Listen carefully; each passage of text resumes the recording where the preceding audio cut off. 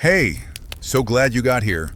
We were totally waiting for you, just about to listen to a story that begins beneath silver moonlight, where an old stone bridge stretches across quiet water as if it has been patiently holding its breath for centuries. You know the sort of place where every shadow looks like it might have a perfectly reasonable explanation until it politely refuses to provide one.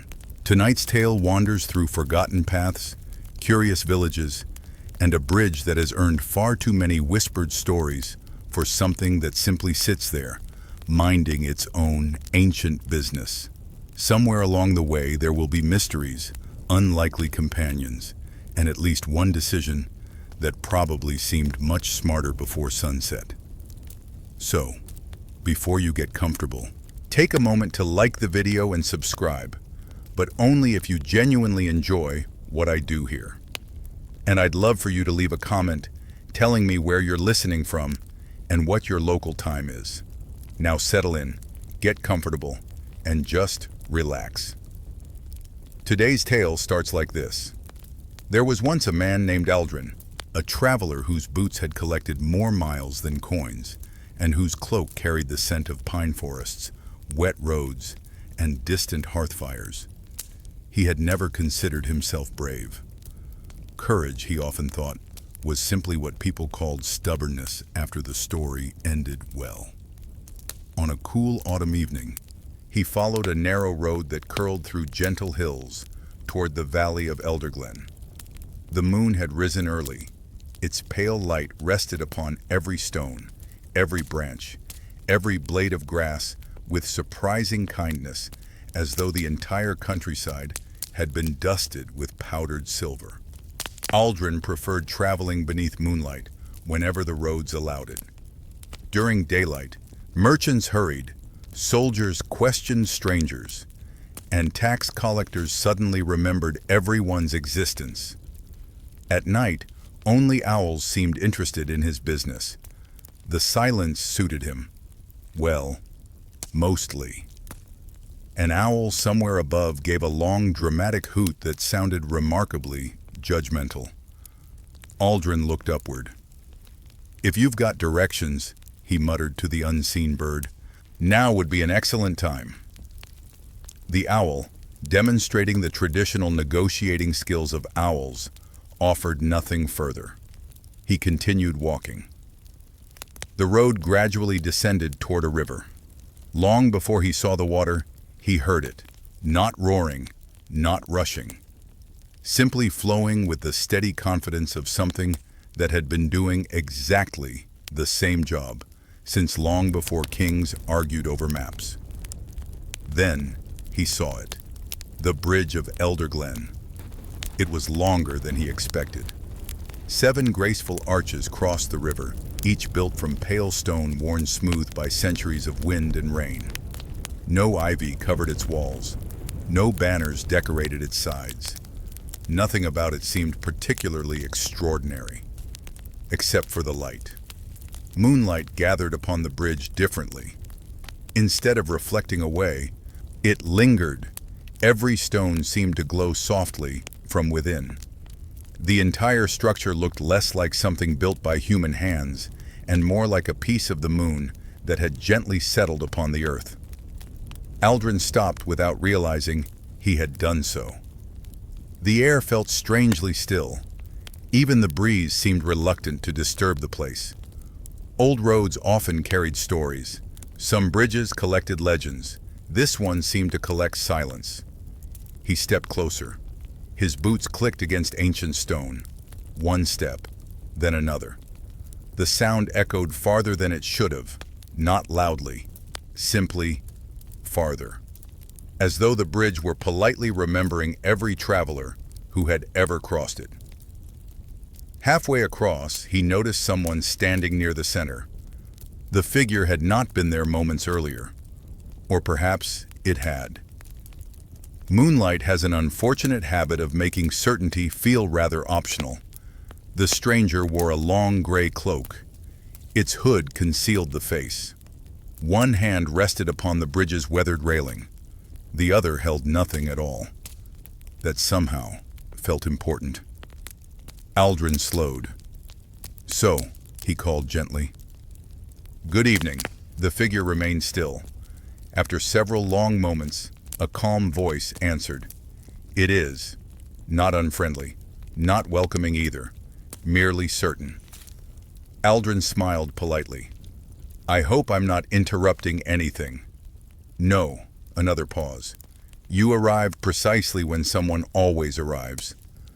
That was not the sort of sentence one easily replied to. "I'll admit," Aldrin said, "I've heard stranger things." This was not entirely true. It was, however, close enough for conversation. The hooded figure slowly turned. Moonlight touched the edge of an older face. Neither man nor woman appeared especially remarkable. The eyes, however, they reflected the river, not the moon, the river, as though flowing water lived quietly inside them. "You are traveling east." "I am." "You intend to reach the coast before winter." "I certainly hope so." "You will not," Aldrin sighed. "I was rather hoping for encouraging conversation." "The road changes tonight." "Roads usually prefer staying where they are." "They do." Another silence settled between them. It was surprisingly comfortable. Finally, the stranger nodded toward the opposite end of the bridge. "When you leave this bridge, continue to the village." "I plan to." "Ask no one about the moon." Aldrin blinked. "That's oddly specific. Everyone else will mention it." Before Aldrin could ask another question, clouds drifted across the moon. Only briefly, perhaps 3 heartbeats. When the light returned, the bridge stood empty. No footsteps, no opening gate, no disappearing silhouette. Only quiet stone beneath silver light. Aldrin slowly looked in every direction. Nothing. He scratched his beard. "I've definitely had simpler evenings." He resumed walking. At the far end of the bridge stood an ancient milestone, almost hidden beneath moss. Most travelers would have ignored it. Something encouraged Aldrin to brush away the green covering. Beneath it appeared a weathered carving, not words, a crescent moon. Beside it, 7 tiny stars. He traced the symbol with one finger. The stone felt unexpectedly warm. An eccentric bit of local folklore drifted back into his memory. Years ago, an elderly mapmaker had once insisted that some medieval builders secretly carved hidden symbols into bridges, so wandering souls could find their way home during harvest moons. Most scholars dismissed the idea entirely, arguing that stonemasons had enough trouble keeping bridges standing without directing invisible spirits. The old man merely smiled and claimed scholars rarely asked bridges what they thought. Aldrin had laughed at the time, standing here now. The memory no longer seemed quite so amusing. Beyond the bridge, the road curved gently toward Elderglen.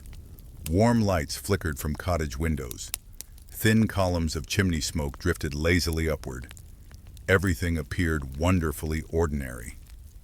Exactly the sort of place where nothing extraordinary should ever happen, which in Aldrin's experience was usually when extraordinary things became most enthusiastic. He glanced back one last time. The moonlit bridge rested peacefully across the river, silent, patient, almost watchful. For just a heartbeat, he thought he saw another traveler standing upon its highest arch. A child, perhaps, or an old soldier, or no one at all. When he blinked, the figure was gone. Only moonlight remained. Aldrin adjusted his pack and continued toward the sleeping village, carrying with him a curious warning that made less sense with every step. Ask no one about the moon. A remarkably simple instruction, which naturally guaranteed that it would become the first question pressing against his thoughts before the night was through. Somewhere behind him, the river continued its endless journey beneath ancient stone, while the bridge waited beneath the silver sky with all the quiet patience of a secret that had survived generations. And the road ahead seemed just a little different than the one he had been walking only an hour before. Perhaps the stranger had been right, or perhaps Moonlight simply enjoyed playing clever tricks on tired travelers. Either way, Elderglen was waiting, and so was the answer to a question he had not yet dared to ask. The first cottage appeared long before Aldrin reached the center of Elderglen. Its roof sagged beneath thick bundles of straw, its tiny windows glowed with warm amber light, and a lazy curl of smoke drifted from the chimney into the cool night air. Somewhere nearby, someone was baking fresh rye bread, and the comforting smell floated across the lane with remarkable determination. Hunger, Aldrin often believed, possessed a far stronger sense of direction than most travelers. His stomach agreed immediately. A sleepy goat looked up from a fenced pasture as he passed. The animal stared with complete seriousness. Aldrin nodded politely. The goat continued staring. "You've got exactly the same expression as 3 tax collectors I once met." The goat chewed thoughtfully. It neither confirmed nor denied the comparison. A few more cottages stood along the winding road, their gardens filled with herbs already silvered by dew. Bundles of drying lavender hung beneath porches, filling the night with a gentle fragrance that mixed pleasantly with wood smoke. Nothing seemed unusual, yet something felt carefully ordinary. Curtains twitched. Doors opened only an inch before quietly closing again. A woman carrying a bucket paused when she noticed him, smiled politely, then hurried inside without speaking. Children's laughter, which had echoed somewhere farther down the lane, stopped almost instantly. Not from fear, from caution. It reminded Aldrin of villages that lived beside old forests, places where everyone knew there were subjects one simply did not discuss after sunset. He reached the village well. Its stone rim had been worn smooth by countless hands. An elderly man slowly drew a bucket upward, humming a tune. So old it sounded as though the melody itself had forgotten where it came from. Aldrin approached carefully. "Good evening," the old man smiled. "Traveler. I was hoping there might be an inn." "There is. And perhaps a meal?" "There is that as well." "Wonderful." The old man handed him the bucket. "Would you mind lifting this?" Aldrin gladly obliged. The bucket was astonishingly heavy. "Goodness. The well never grows lighter. I had secretly hoped it might." "The well ignores hope." "I suspected as much." The old man chuckled. "So, you've crossed the bridge." "I have." The humming stopped, only for an instant. Then it resumed. "You'll be staying the night. If the innkeeper is willing." "He will." The old man accepted the bucket again. His eyes lingered on Aldrin's face just a little longer than seemed necessary. Then he asked a curious question. "Did you arrive before the clouds?" Aldrin frowned. "I'm not certain." "That is understandable." The old man nodded once, almost to himself. Clouds seldom keep appointments. Aldrin considered mentioning the hooded stranger. Instead, he remembered the warning. Ask no one about the moon, an oddly specific instruction, which meant he should probably avoid accidentally wandering toward the topic like a sheep toward fresh clover. "I've traveled a fair distance today," he said instead. "The roads have been quiet." "They often are." "Very peaceful." "They often are." "Your village seems pleasant." "It often is." Aldrin smiled. The conversation had developed the remarkable ability to answer questions without actually revealing anything. An impressive talent. One usually reserved for monks, lawyers, and particularly experienced grandmothers. The old man tipped his head politely. "The inn is just ahead." "Thank you."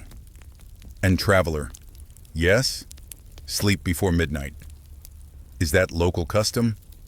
It is local wisdom. Before Aldrin could ask what that meant, the old man resumed humming. Conversation apparently had concluded. Only quiet conversation drifted through the open doorway. Inside, several villagers sat around long wooden tables, enjoying simple evening meals. Fresh stew, brown bread, cheese, roasted onions. Comforting smells wrapped themselves around the room with remarkable enthusiasm. A broad-shouldered innkeeper greeted Aldrin with a warm smile. "You look hungry." "I've been told my face often announces that before I do." "Good. Saves time." Within minutes, a generous bowl of venison stew rested before him. He tasted it, closed his eyes, and briefly considered abandoning all future travel in exchange for permanent employment, washing dishes here. The stew was magnificent. Nearby, quiet conversations continued. No one stared openly. Yet everyone seemed aware of him, like villagers observing a new bird that had landed unexpectedly in the square. Curious, not alarmed, just interested. A young serving girl approached with more bread. "You crossed the bridge tonight?" Aldrin looked up. "I did." She froze, ever so slightly, then smiled. "It looks beautiful beneath the full moon." Before Aldrin could answer, an older woman called sharply from the kitchen. "Lena!" The girl immediately stepped away. "I'm coming!" She disappeared behind the doorway. Aldrin noticed something odd. Several conversations had stopped, not dramatically, just enough, then resumed with determined normality. It was almost impressive. Entire tables suddenly became fascinated by soup. One elderly gentleman appeared to be studying his spoon with scholarly dedication. Aldrin had seen less convincing performances from traveling actors. He smiled pleasantly. "First visit?" "Yes. You'll sleep well." "I hope so. The bridge usually tires people," Aldrin nearly replied. Instead, he caught himself. The warning echoed again. "Ask no one about the moon." Not, "Do not mention the bridge." Interesting.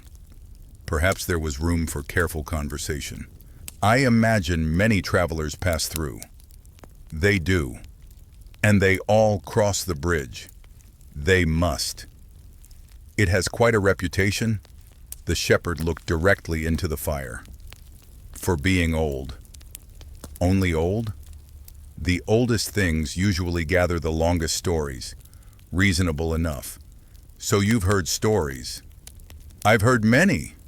"Would you tell one?" The shepherd smiled without looking away from the flames. "No," Aldrin laughed softly. "I appreciate your honesty. It saves disappointment." Silence settled comfortably between them. The fire crackled. Outside, wind stirred through distant trees. Then the shepherd quietly added, "Sometimes silence protects stories better than words." Aldrin turned toward him, but the old man had already closed his eyes. Whether asleep or pretending remarkably well was impossible to say. Everything appeared calm, safe, almost dreamlike. Then he noticed something peculiar. Every cottage had its shutters open, every single one. Each window faced the distant bridge. Not one curtain blocked the view, as though the entire village quietly kept watch together. No one stood outside, no lanterns moved. Yet somehow, the village felt awake, listening, waiting. A cool breeze drifted into the room. Far away, carried faintly across the valley, came a sound. Not singing, not quite.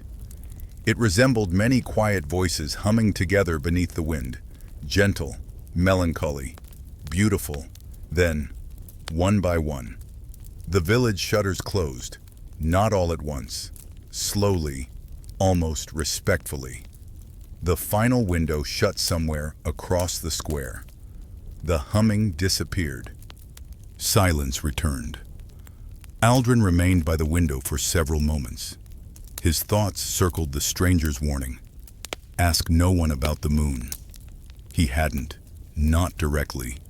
Yet somehow everyone else kept guiding the conversation toward it without ever speaking its name.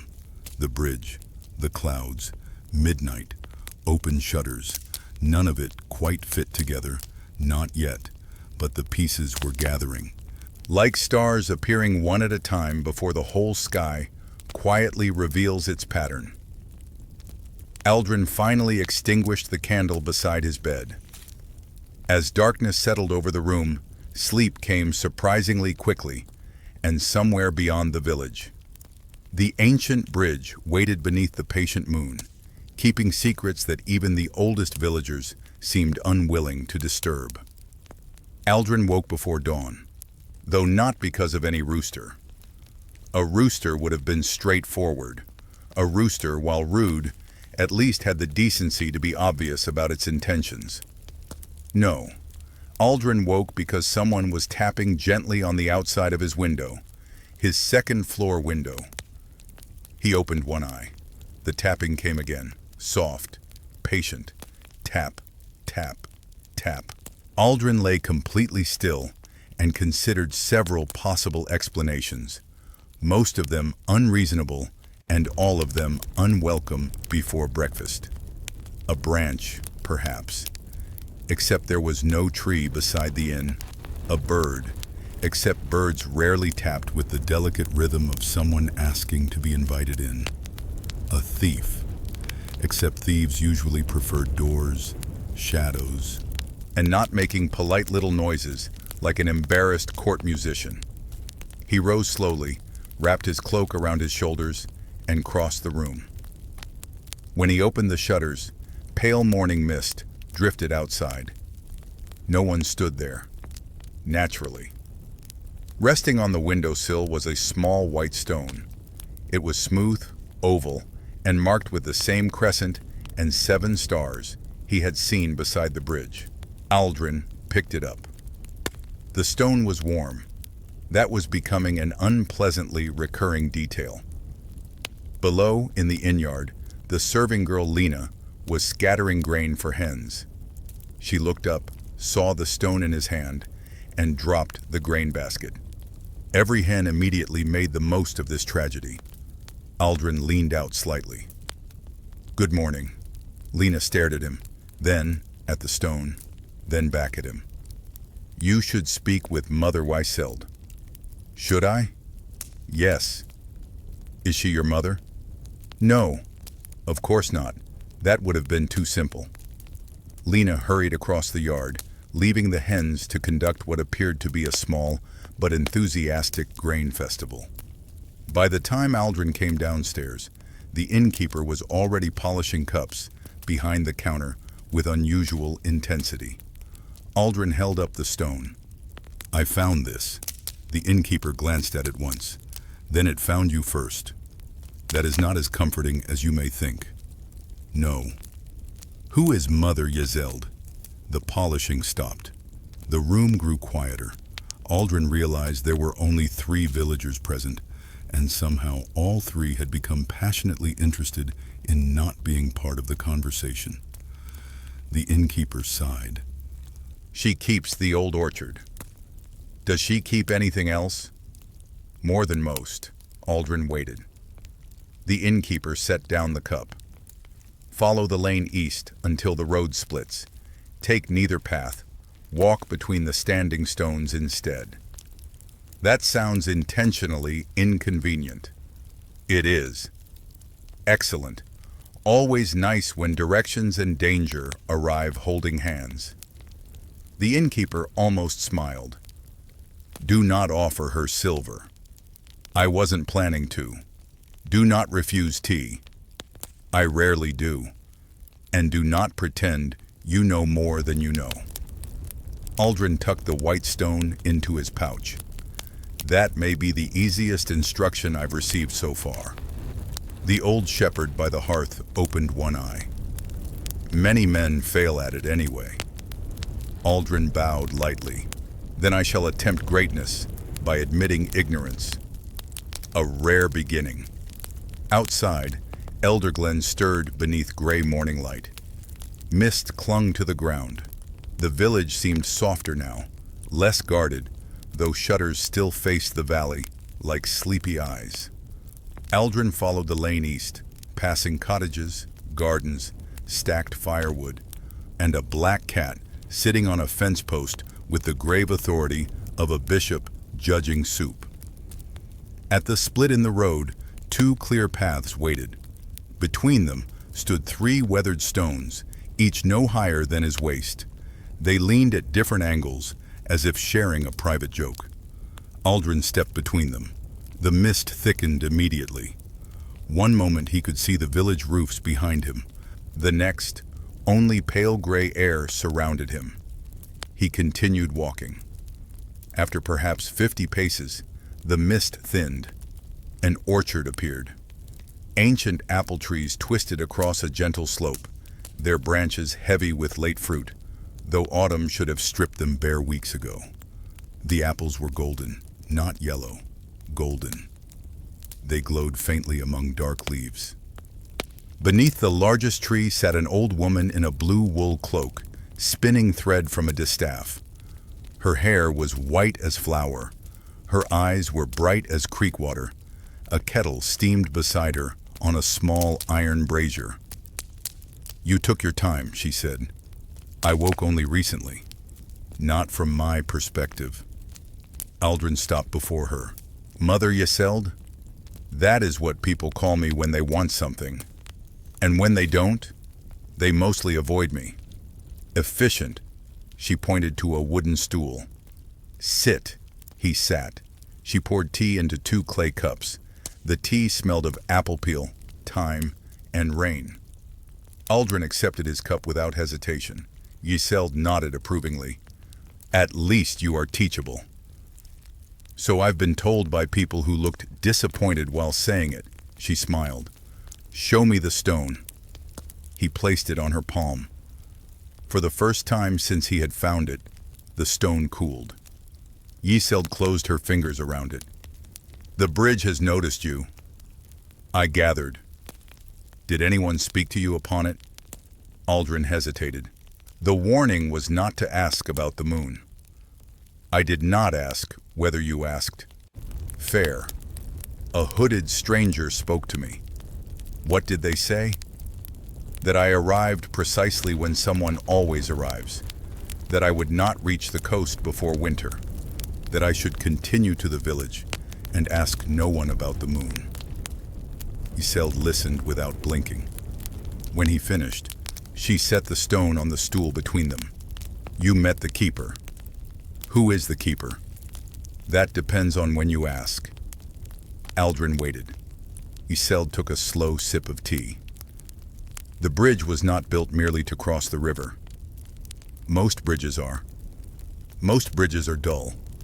I have known a few with character. Not like this. She looked toward the unseen valley. The river below Elderglen marks an old boundary. Not between lands. Between promises. Aldrin frowned. Promises? Long ago, before the current kings, before half the castles. Now pretending they were always important, people made oaths differently. They did not swear only before lords or priests. They swore before roads, rivers, stones, trees, and occasionally extremely offended geese. Aldrin blinked. Geese? Never break a vow witnessed by a goose. I shall remember that. Good.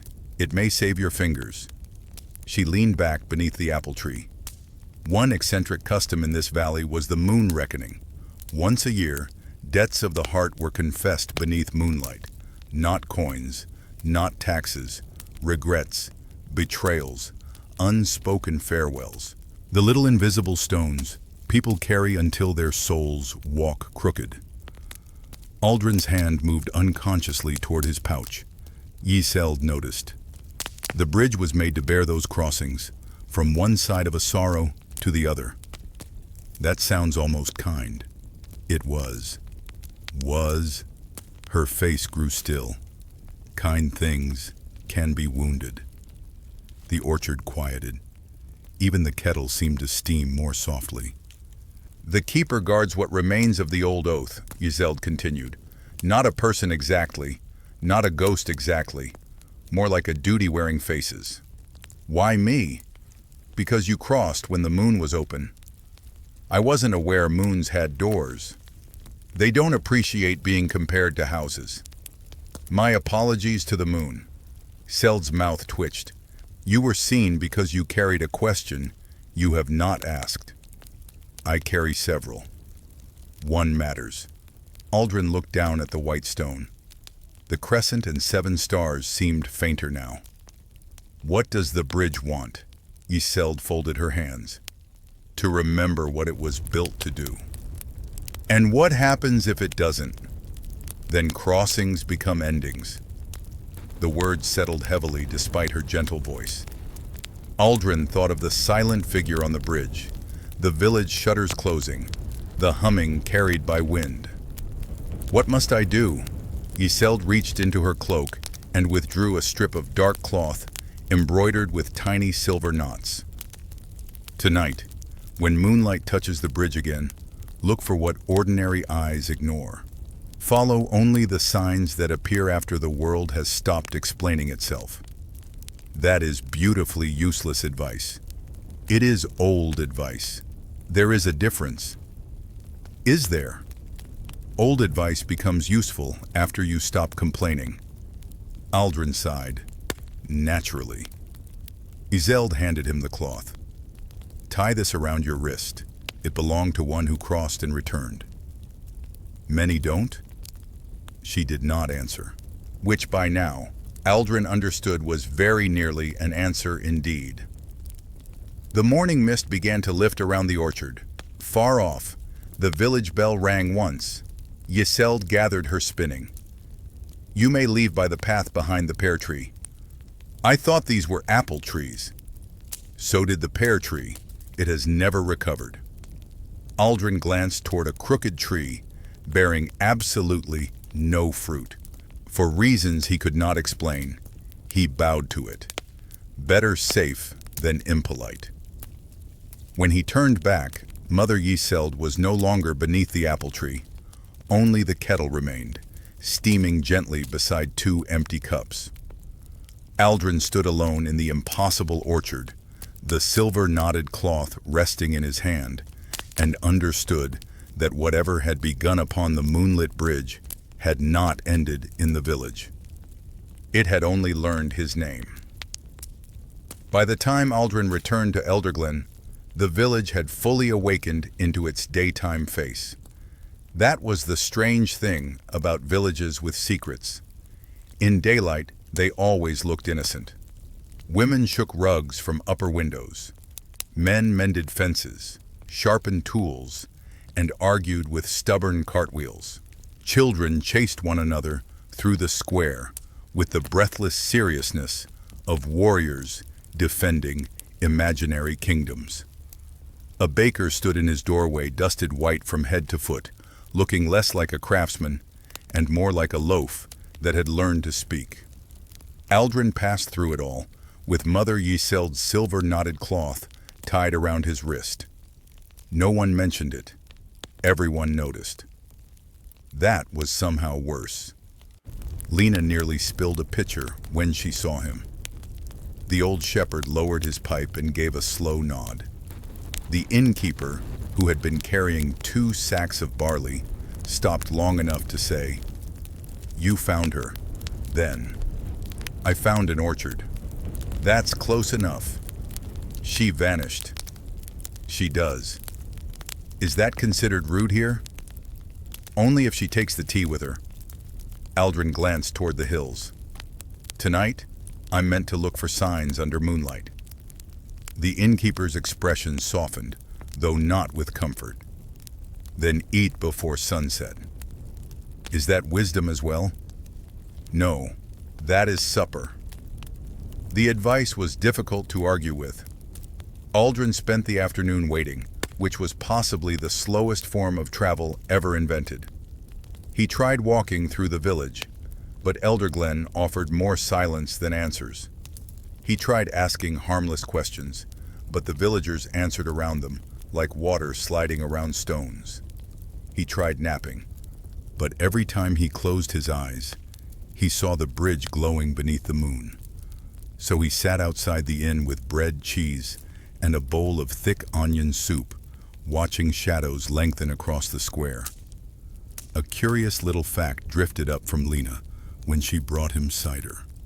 Elderglen's people never planted beans within sight of the bridge, because an old saying claimed beans were too talkative in Moonlight. Aldrin had heard many accusations in his life, but never one directed at beans. Still, he decided not to judge. Every village deserved at least one harmless absurdity, preferably one involving vegetables. At last, evening settled. The sky deepened from blue to violet. The first star appeared, then another. Mist gathered low along the road, and the village became quieter, as if every house had gently drawn in a breath. Aldrin stood. The cloth around his wrist felt cool. The innkeeper handed him a lantern. "No flame," he said. Aldrin looked at the dark lantern.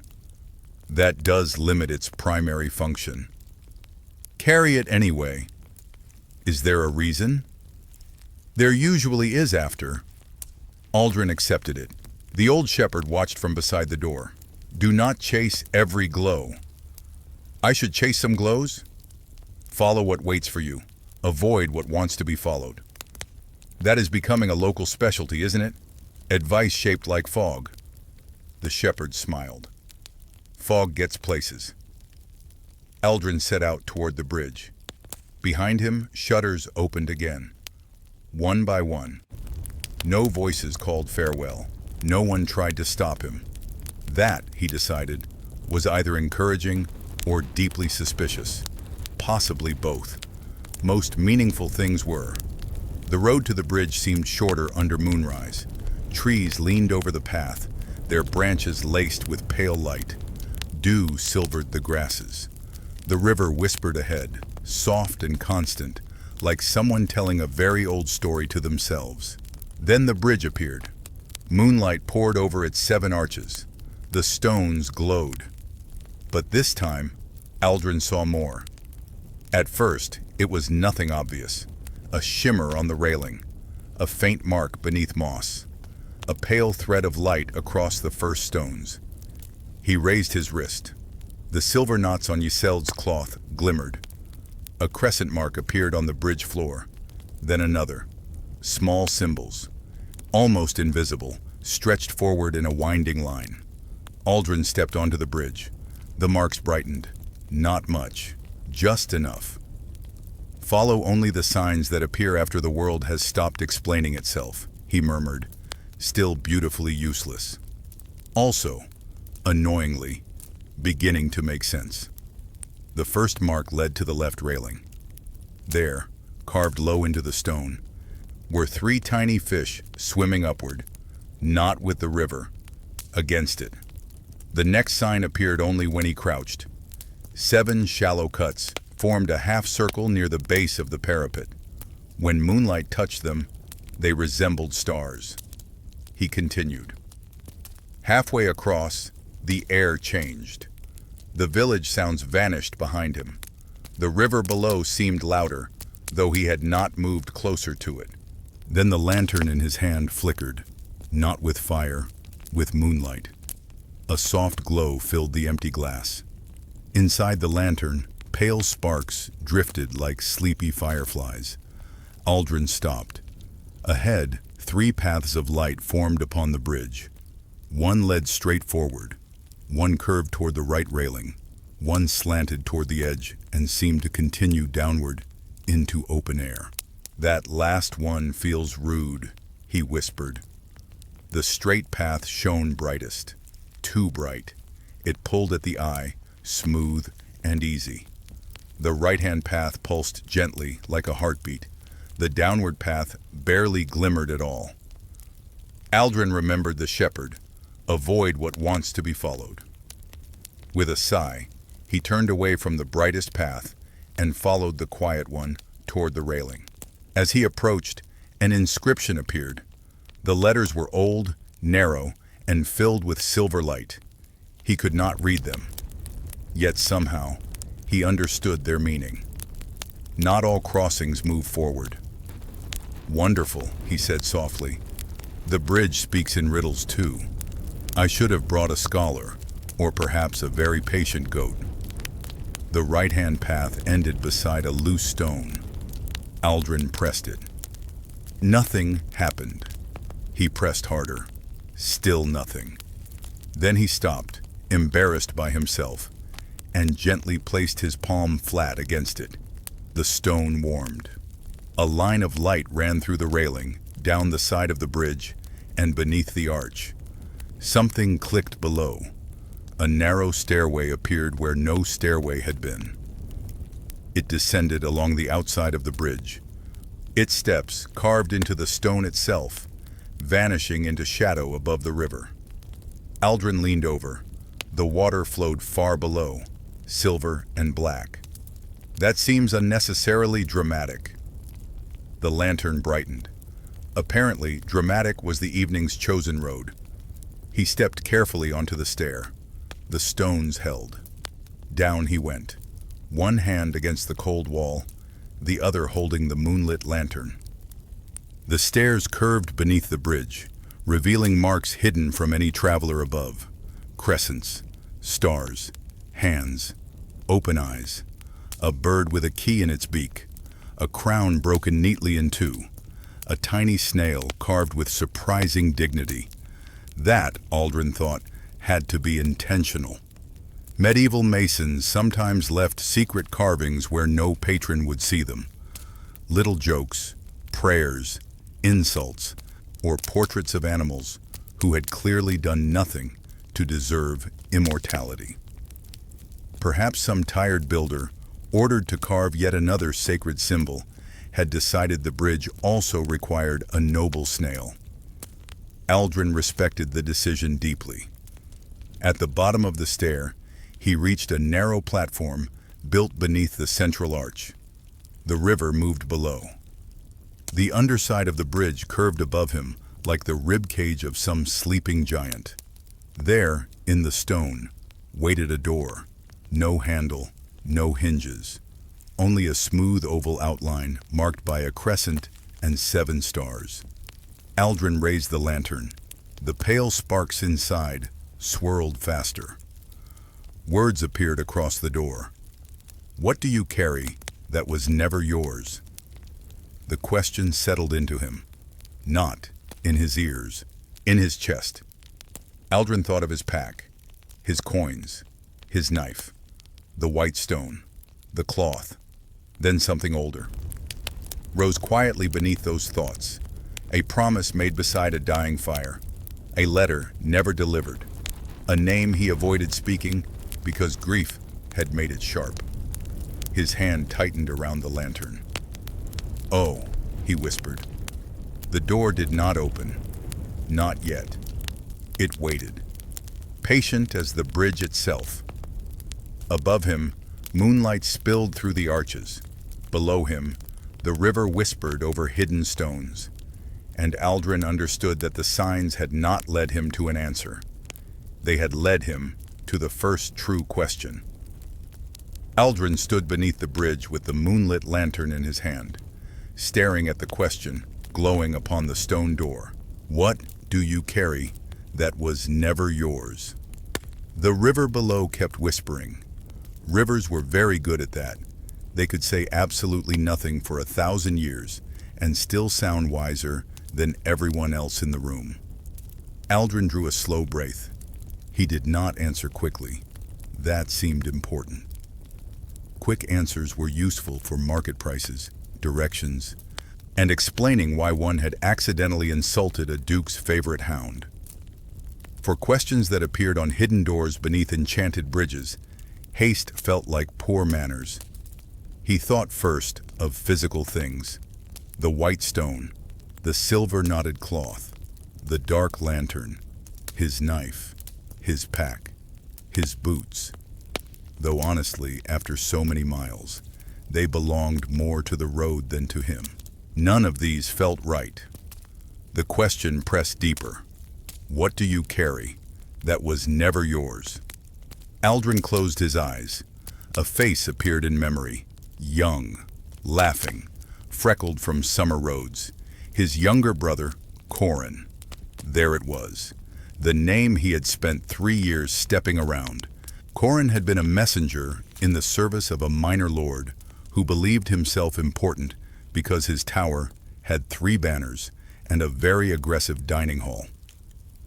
During a border dispute, Corin had carried a sealed letter meant to prevent a foolish skirmish. He had trusted Aldrin with a second copy, saying, "Just in case my horse decides politics are beneath him." Aldrin had laughed. He had kept the letter safe. Then rain came, then fever, then confusion. By the time Aldrin reached the next town, Corin was dead. The skirmish had happened, and the letter no longer mattered to anyone except him. Yet he had never opened it, never delivered it, never burned it.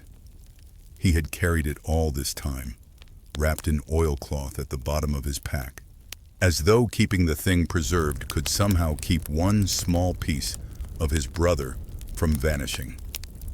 He lowered the lantern. "I carry a message," he whispered. "It was trusted to me, but it was never mine." The glowing words faded. The door remained shut.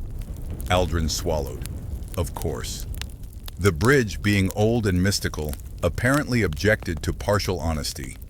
He set the lantern on the platform and knelt beside his pack. His fingers found the oilcloth bundle. The letter inside was stiff with age. The seal had cracked long ago. He held it in both hands. "I also carry blame," he said, quieter now. "That was never mine either. At least, not all of it." The river hushed. For one impossible moment, it truly hushed. The door opened inward without sound. Beyond it lay no chamber. Instead, Aldrin looked directly into the river. Not the river below him. A river of light. Its surface moved vertically beyond the doorway, silver and dark, filled with drifting shapes, reflections, memories, faces. The lantern floated from the platform and passed through the opening. Aldrin followed. His boot should have stepped into water. Instead, it met smooth stone. He entered a narrow passage beneath the bridge, though it could not possibly fit inside the structure. The walls shimmered like wet slate. Reflections rippled across them. Travelers crossing, villagers waiting, children leaving flowers at the railing, old women touching stones with reverent hands. Some images were peaceful, some were not. A knight stood weeping without removing his helmet. A bride crossed alone, carrying 2 rings. A fisherman released a tiny carved boat into the current, whispering a farewell to a son lost at sea. Aldrin walked slowly. The lantern drifted ahead. A strange tenderness filled the passage. Not sadness exactly. Something wider. As if the bridge had gathered centuries of quiet human ache and kept it from spilling into the world all at once. On the left wall, an image brightened. Aldrin saw himself, younger, soaked by rain, sitting beside a roadside fire that refused to burn properly. Corin lay beneath a cloak nearby, pale and still. Aldrin looked away. The wall reflected him anyway. "That seems impolite," he muttered, but the joke barely had legs. The image continued. His younger self clutched the letter. He was saying something. Aldrin remembered the words before he heard them. "I should have gone faster." The passage answered with another memory. Corin laughing beside a stream, trying to teach a mule to step over a puddle. The mule, demonstrating firm political independence, had sat down. Aldrin almost smiled. Then came another image. Corin coughing in the rain. Another. Aldrin refusing to open the letter. Another. Years of roads, years of inns, years of reaching into his pack at night, touching the oilcloth, and choosing not to choose. The lantern stopped. Before him, the passage widened into a round chamber beneath flowing silver light. At its center stood a shallow pool. Its surface reflected not Aldrin's face, but the bridge above, under moonlight. Around the pool lay objects: a cracked wooden cup, a child's ribbon, a rusted spur, a single blue bead, a scrap of embroidered sleeve, hundreds of small things, all carefully arranged, relics of crossings, tokens of burdens surrendered.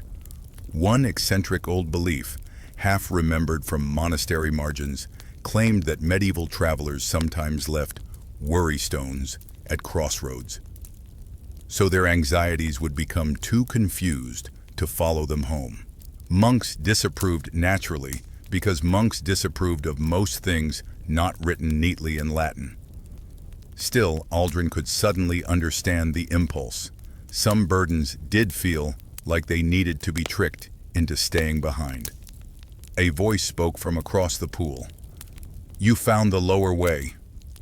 The keeper stood there. Gray cloak, hidden face, eyes like river water. Aldrin held the letter tighter. "You could have explained more clearly." "I could have, and chose not to." "You would have followed an explanation. You needed to follow recognition." That is exactly the kind of answer people give when they enjoy being mysterious. The keeper tilted their head. "Perhaps." Aldrin looked around the chamber. "What is this place? What remains beneath every crossing?" "These are offerings, not offerings, releases." The keeper stepped closer to the pool. The bridge was built so grief, guilt, longing, and unspoken farewells could be carried to the river without drowning the one who bore them. "And the river takes them?" "The river remembers how to move." Aldrin looked down at the letter. "What happens if I leave this?" "That depends on what you leave." He understood. The bridge did not want the letter, not really. It wanted the thing tangled around it. The years of silence, the stubborn belief that grief was loyalty, the secret comfort of blaming himself, because blame gave shape to helplessness. Aldrin sat beside the pool. For a long moment, he said nothing. Then, with fingers that trembled only slightly, he opened the cracked seal. The letter unfolded. The ink had faded, but remained readable. It was not noble, not grand, not the sort of message that prevented wars in songs. It was a brief apology from one proud lord to another, admitting that an insult at a feast had been misunderstood, and that the whole dispute might be settled with a meeting, a witness, and the return of a borrowed hunting falcon. Aldrin stared. "A falcon?" The keeper said nothing. "People died over a borrowed falcon?" "People have done worse over smaller birds." That was horribly true. Aldrin began to laugh. Softly at first, then harder. Not because it was funny, because it was unbearable, absurd, and human in the most exhausting way imaginable. When the laughter faded, tears had come with it. He folded the letter once, then again. He touched it to his forehead. "I'm sorry," he whispered, though he no longer knew whether he was speaking to Corin, himself, or the foolish world that turned pride into graves. He placed the letter on the water. It did not sink. It drifted. The faded ink brightened like moonlit thread. Then the page dissolved into silver ripples. In the pool, Corin's reflection appeared, not as he had been at the end, as he had been beside the stream, laughing at the seated mule. The reflection raised one hand, then it flowed away. Aldrin remained kneeling until the pool became still. The keeper spoke gently. "The first burden has crossed." Aldrin wiped his face with his sleeve. First, there are always more. Of course there are. He stood slowly. The chamber seemed brighter now. Above, through impossible stone and water and moonlight, the bridge waited, not cured, not whole, but listening. And Aldrin, who had crossed Elderglen carrying a dead letter and an older wound, felt something inside him loosen at last, not vanish. No, some things never vanished entirely. But they could begin to move, like rivers, like moonlight, like a traveler learning, one hidden step at a time, how not to mistake pain for a promise. When Aldrin returned from beneath the bridge, dawn was still far away. That felt unfair.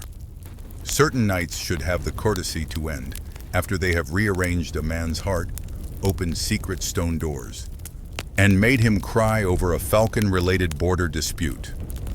But the moon remained high, the river kept moving, and the bridge looked as calm as if nothing unusual had happened at all. Old magical places were smug that way. Aldrin climbed the hidden stair carefully, the lantern once again dark in his hand. The silver knotted cloth around his wrist felt warmer now, as if pleased with itself. When he reached the top of the bridge, the moonlit markings on the stones had changed. The crescent symbols were gone. In their place, a thin line of pale light ran along the center of the bridge, from one end to the other. At its middle stood the keeper. The gray cloak stirred though there was no wind. Aldrin stopped several paces away. I left what I carried. You left what had stopped moving. Is there a difference? A great one. That sounds like something Mother Yseld would say after giving directions through a pear tree. The keeper's eyes reflected the river below. She taught many to listen. She mentioned the bridge was wounded. It was. And you are going to tell me how? The keeper was silent for so long that Aldrin nearly laughed. Ah, we are still doing the mysterious pause. This memory is not mine alone. Whose is it? The builder's. At that, the pale line beneath Aldrin's boots widened. Moonlight gathered into the cracks between stones. The bridge seemed to breathe. Then the world changed. Aldrin no longer stood beneath the open sky. He stood in daylight, bright daylight. The bridge was unfinished. Only 3 arches reached across the river, and wooden scaffolds clung to the stone like ribs around a growing beast. Men hauled blocks with ropes. Women mixed lime mortar in shallow pits. Oxen strained under loads of timber. The air smelled of wet stone, smoke, sweat, and crushed river reeds. No one saw Aldrin. A memory then, one large enough to walk inside. A man stood on the half-built span, arguing with a mason. He was broad, dark-haired, and tired in the deep way that enters the bones rather than merely the eyes. His tunic was plain, but his belt held fine tools, measuring cord, iron compass, chalk, plumb weight. The builder. His name was Mailer, the keeper said beside Aldrin. Mailer pointed toward the river. The 4th arch must rise higher. The spring floods will strike there first. The mason frowned. That will cost another week. Then the river will wait a week. Rivers seldom negotiate. This one will learn. Aldrin glanced at the keeper. I like him. Many did. The memory shifted. Now Mailer stood beneath a tent at night, studying drawings weighted with stones. Beside him sat a young woman with copper-brown hair and ink-stained fingers. She was carving tiny marks onto a block of pale stone. Crescent, 7 stars, a bird with a key, and yes, with unmistakable dignity, a tiny snail. Aldrin smiled. So she made the snail. Her name was Eleanor. Important woman. Very. Eleanor held up the carving. Every bridge needs one small creature who crosses slowly and arrives anyway. Mailer looked over, exhausted but smiling. That is not in the commission. Then the commission is incomplete. Lord Brennick asked for a royal bridge, and he shall have a royal snail. Mailer laughed. The sound warmed the memory. Aldrin felt it like sunlight on cold hands. The scene shifted again. The bridge stood nearly complete beneath a swollen moon. Villagers gathered along both banks, carrying lanterns. Not festive lanterns, exactly, quiet ones. Each person held some small token, a ring, a strip of cloth, a broken spoon, a child's toy, a folded note. Aldrin understood before the keeper spoke. The first moon reckoning.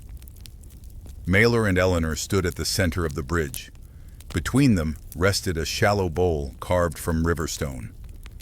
Eleanor spoke to the crowd, though her voice was gentle. Let what must cross, cross.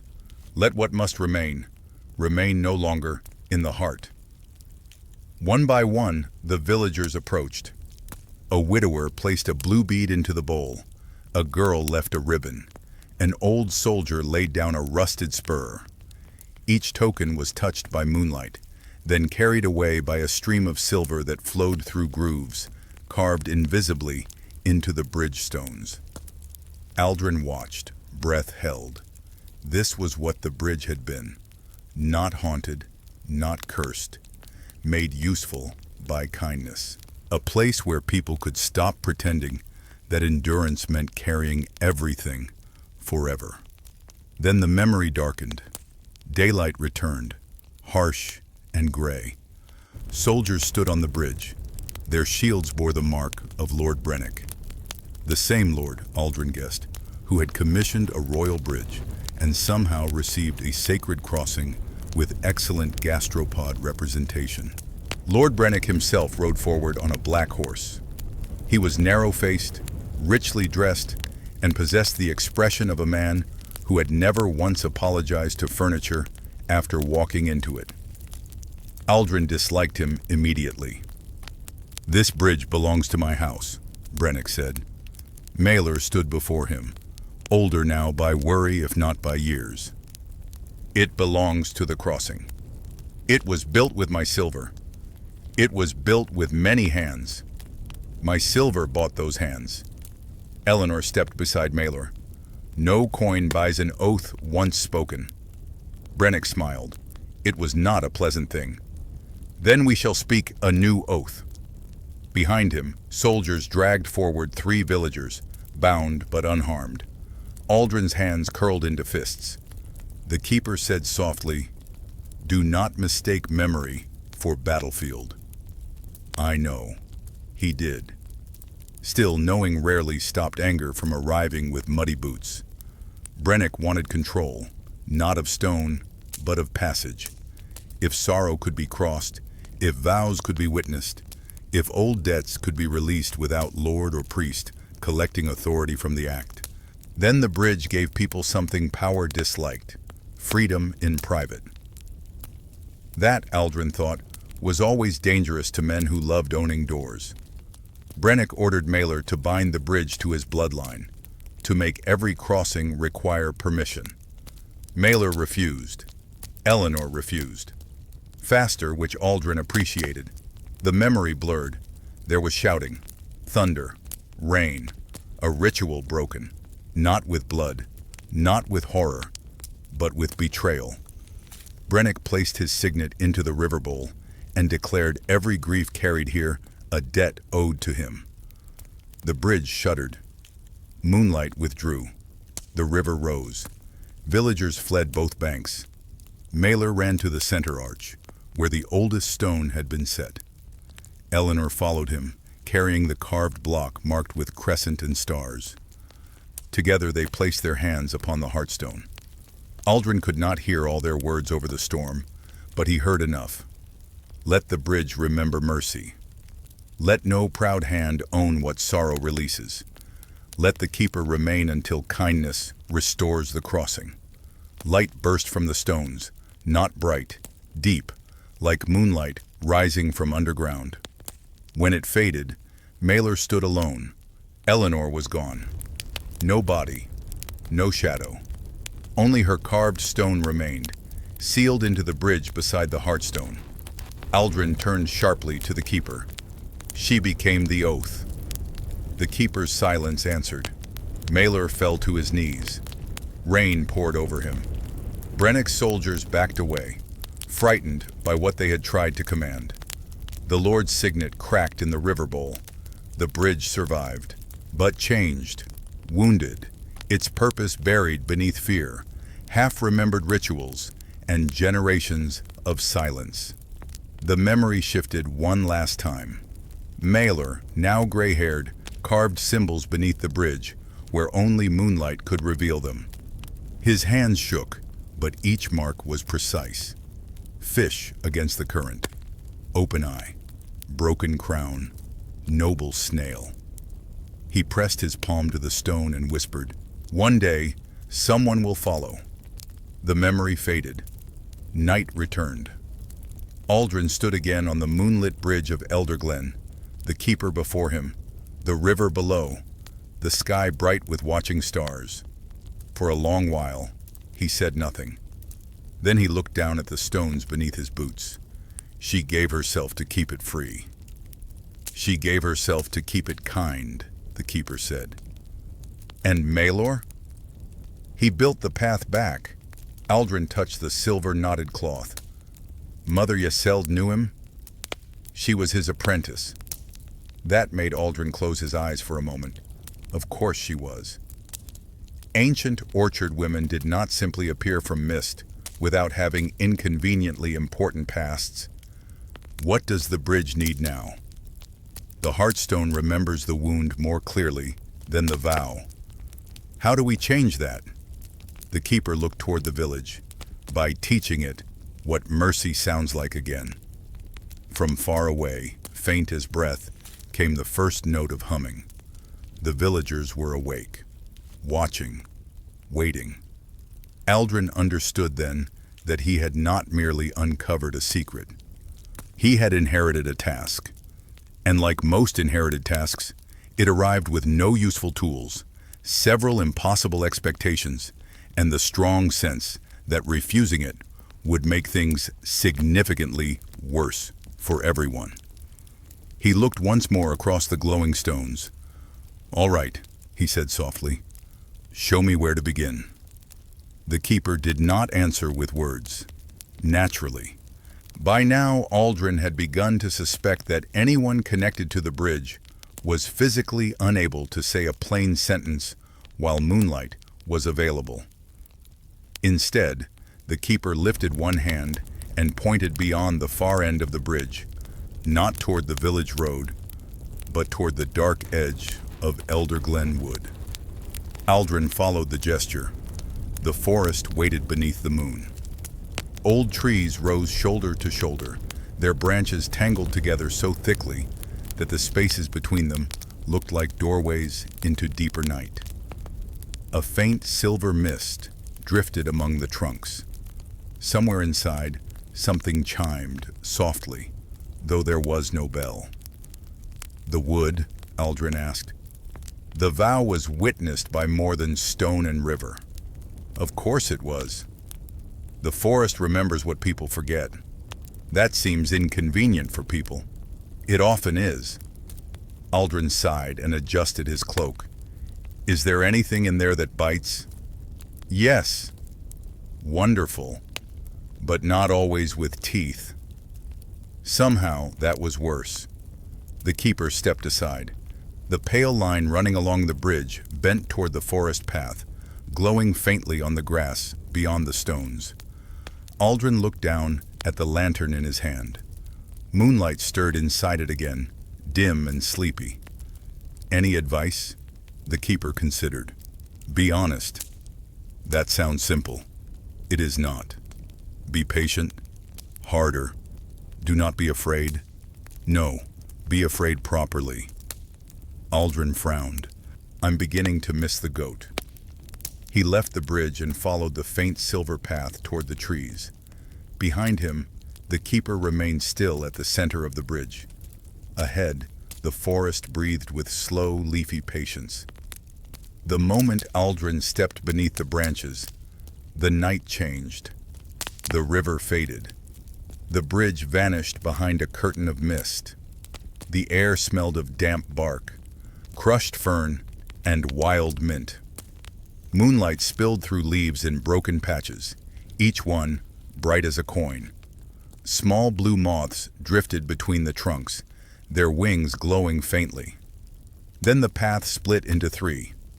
One path was carpeted with white flowers. One was lined with smooth black stones. One was nearly hidden beneath brambles. Aldrin stopped. "Let me guess," he murmured. "Avoid the obvious." A tiny voice answered from somewhere above. "Not always." Aldrin looked up.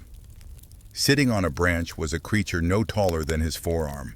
It had a narrow face, large dark eyes, and hair like tangled moss. Its clothes seemed made from leaves stitched with spider silk. It held an acorn cup in both hands. Aldrin stared. The creature stared back. Then it took a sip from the acorn. "Evening," it said. "Good evening. You're taller than expected." "I apologize." "Don't. It happens to humans. No discipline." Another tiny figure appeared upside down from a higher branch. This one had silver freckles and a hat made from a curled mushroom cap. "Is he the one?" "Probably." "He looks confused." "Humans do." Aldrin folded his arms. "I am standing in a forest speaking to people the size of soup ladles. Confusion feels reasonable." The moss-haired creature nodded. "Fair." A third spirit emerged from behind a fern, carrying a twig like a staff. "We are witnesses." "To the old oath?" "To many things, mostly poor decisions." Aldrin could not argue. The first spirit pointed to the three paths. One path gives comfort, one gives certainty, one gives scratches. "Let me guess. I need scratches." "Not need, deserve maybe." "That seems personal." The mushroom-capped spirit grinned. "To restore mercy, you must pass 3 small trials." "Why small?" "Large trials make men proud. Small trials reveal them." Aldrin considered this. It sounded annoyingly wise. "What happens if I fail?" "You go home." "That's all?" "With the same heart." "Ah." Aldrin looked at the 3 paths. "Then I choose the brambles." The spirits exchanged glances. The one with the twig staff smiled. "Why?" "Because the comfortable path probably lies. The certain path probably flatters. And the scratched path is at least honest about being unpleasant." The moss-haired spirit raised its acorn cup. "First answer acceptable." The brambles bent aside. Just enough for him to pass. Not kindly, more like reluctantly. Aldrin moved forward, thorns tugging at his cloak and sleeves. None cut deeply, but they scratched with petty dedication. One snagged his hair. He stopped. The branch held firm. "Really?" The branch said nothing, which was exactly what made it seem smug. He carefully freed himself instead of yanking. The bramble released him. Behind him, a spirit whispered, "Patience." "Tiny examiners," Aldrin muttered. "Delightful." The path opened into a small clearing. At its center sat a wooden bowl filled with clear water. Beside it lay 3 objects: a silver coin, a crust of bread, and a smooth gray feather. The twig-staff spirit appeared on a stump. "Choose what the hungry traveler keeps." Aldrin looked at the objects. "A trick? Everything is a trick if you are suspicious enough," he thought. The coin could buy food. The bread could be eaten. The feather could do nothing, unless one had urgent business with a bird. His stomach favored the bread. His caution favored the coin. But the question was not what the hungry traveler needs. It was what he keeps. Aldrin picked up the feather. The spirit tilted its head. Why? Because the bread should be eaten, the coin should be spent, but a feather is kept for remembering something light. The bowl of water trembled. A reflection appeared within it. Aldrin saw himself at an inn years earlier, sharing his last bread with a feverish stranger while keeping Corin's letter hidden safe in his pack. He had called himself generous that night. Perhaps he had been. But he had also kept the grief nearest and gave away only what was easier. The feather warmed in his palm. The spirit nodded. Second answer, acceptable. The clearing shifted. Now Aldrin stood before a fallen tree blocking the path. On it sat a little old woman no taller than a child, wearing a shawl made of brown leaves. Her face was wrinkled as walnut bark, and her eyes were sharp enough to peel apples without a knife. "I cannot cross," she said. Aldrin bowed. "May I help you?" "You may." He stepped closer, then paused. "What must I give?" The little woman smiled. "Suspicious." "Recently educated." She held out one tiny hand. "Carry me." Aldrin knelt. She climbed onto his shoulder, weighing almost nothing. He stepped over the fallen tree. Immediately, the forest stretched. The simple obstacle became a long, narrow ridge above a mist-filled hollow. The little woman hummed pleasantly beside his ear. "Careful." I had noticed the drop. Humans notice drops after becoming very close to them. Aldrin moved slowly. Halfway across, voices rose from the mist. Aldrin, his brother's voice. Aldrin froze. Below, through curling fog, Corin stood on the road in rain. Still young, still smiling. "You could have saved me," the vision said. Aldrin's breath caught. The little woman said nothing. The path beneath his boots narrowed. "I know this," Aldrin whispered. "I carried this already." "Did you?" Corin's image asked. Aldrin closed his eyes. The voice was not cruel. That made it harder. "I loved you," Aldrin said. "I failed in some ways. I did not fail by being mortal." The mist stirred. Corin's face softened. The image faded. Aldrin continued across. At the far side, the little woman climbed down and became suddenly taller, taller, taller, until she stood as a slender forest spirit crowned with antlers of white branches. Third answer acceptable. Aldrin leaned on his knees. "I preferred you small." Most men prefer truth that way. Around them, the forest brightened. Dozens of spirits appeared among the trees, leaf-cloaked, bark-skinned, moon-eyed, feather-haired. Some smiled. Some watched with solemn curiosity. One extremely round spirit sat inside a hollow log, eating berries with the concentration of a monk, illuminating a manuscript. Purple juice covered its chin.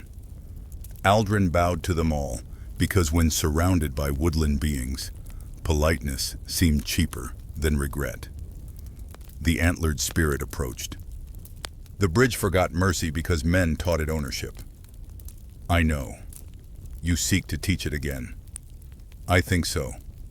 "Then remember this. Mercy is not pretending no wound exists.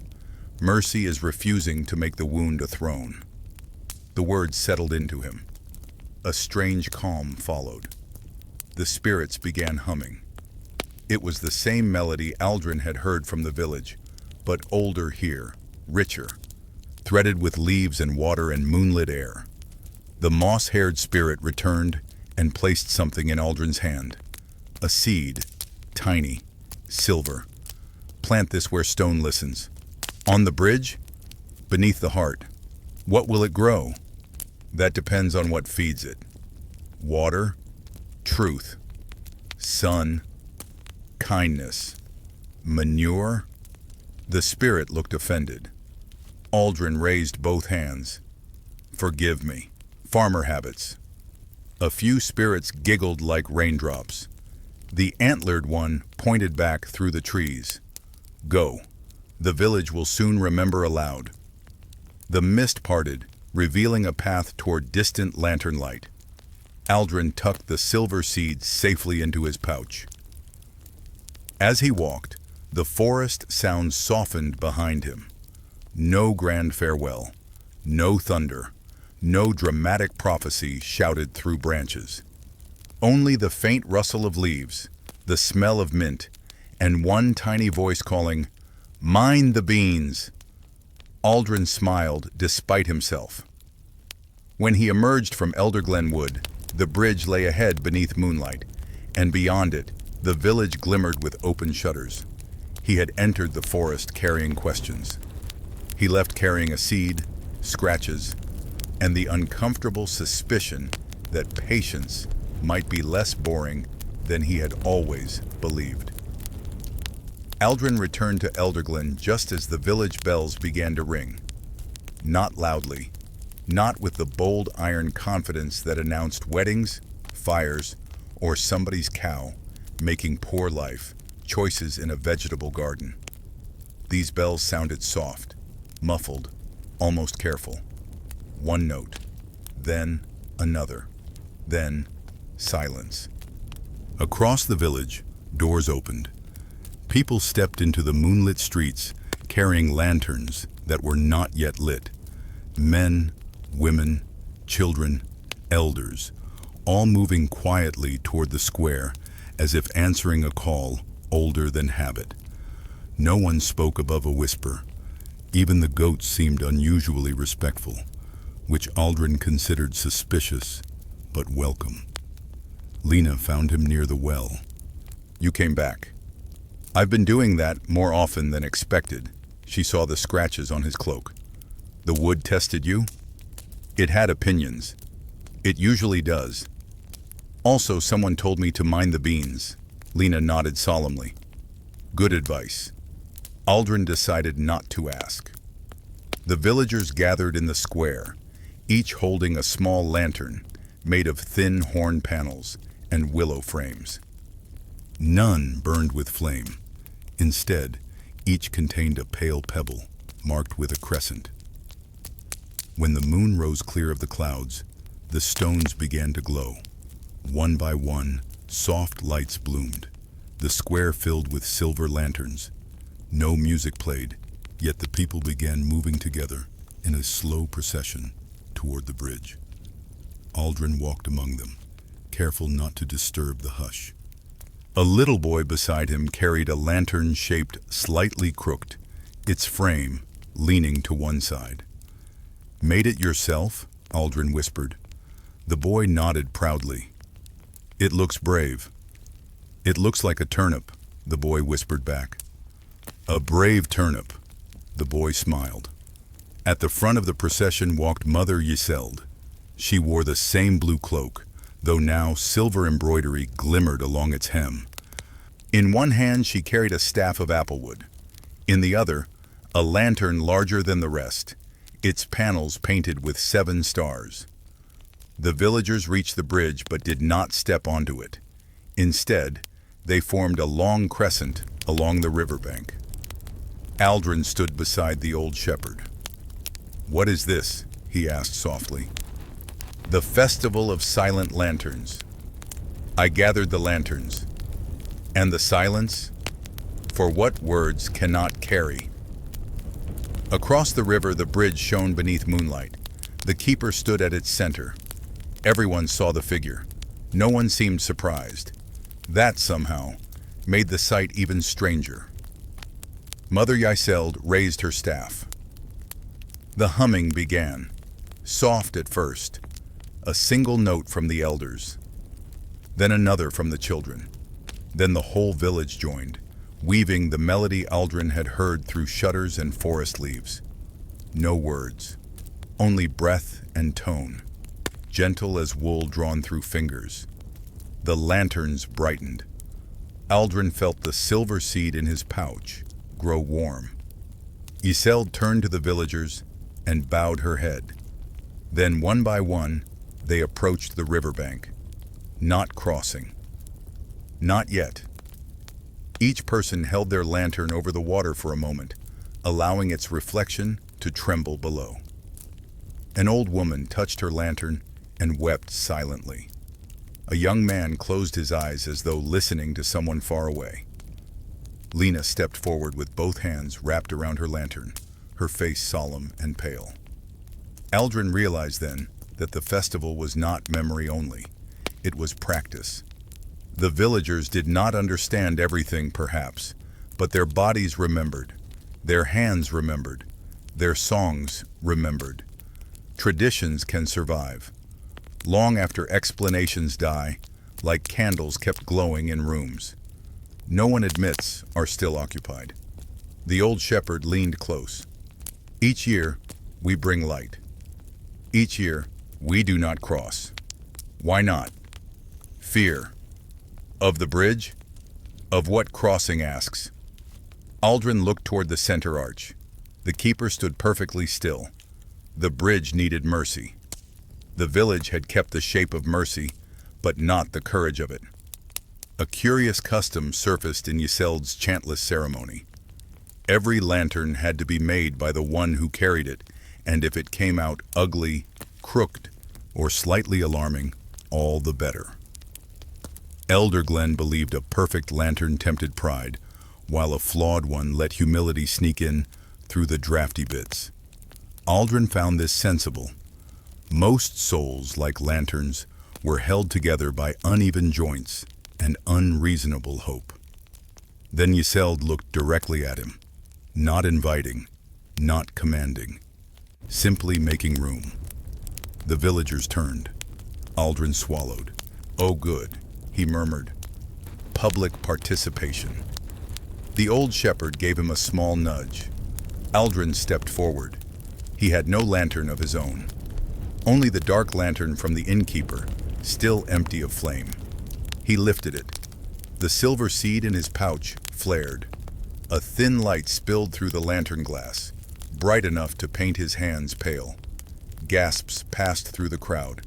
Yseld spoke at last. "Traveler, what did the wood give you?" Aldrin took out the seed. It rested in his palm like a star pretending to be small. A question shaped like a seed. "Where must it be planted?" "Where stone listens," Yseld nodded. "The heartstone." The villagers stirred. Fear moved through them, like wind through reeds. Aldrin understood. It was one thing to sing at a riverbank, another to walk onto the bridge and ask an ancient wound to open politely. He stepped onto the first stone. The bridge glowed. Behind him, no one followed. Not at first. Then Lena did. Her crooked lantern trembled in her hands. Then the little boy, with the brave turnip lantern. Then the old shepherd. Then others. Slowly, carefully, until the village stood upon the bridge for the first time in perhaps many years. The humming continued, not strong, but steady. At the center, the keeper lowered their hood. Their face shifted softly in moonlight. Old, young, mailer, Eleanor, stranger, villager, river, memory. Not one face, but duty wearing all of them. Aldrin knelt where the central stones met. There, beneath silver light, a narrow seam appeared. He placed the seed into it. Nothing happened. Of course.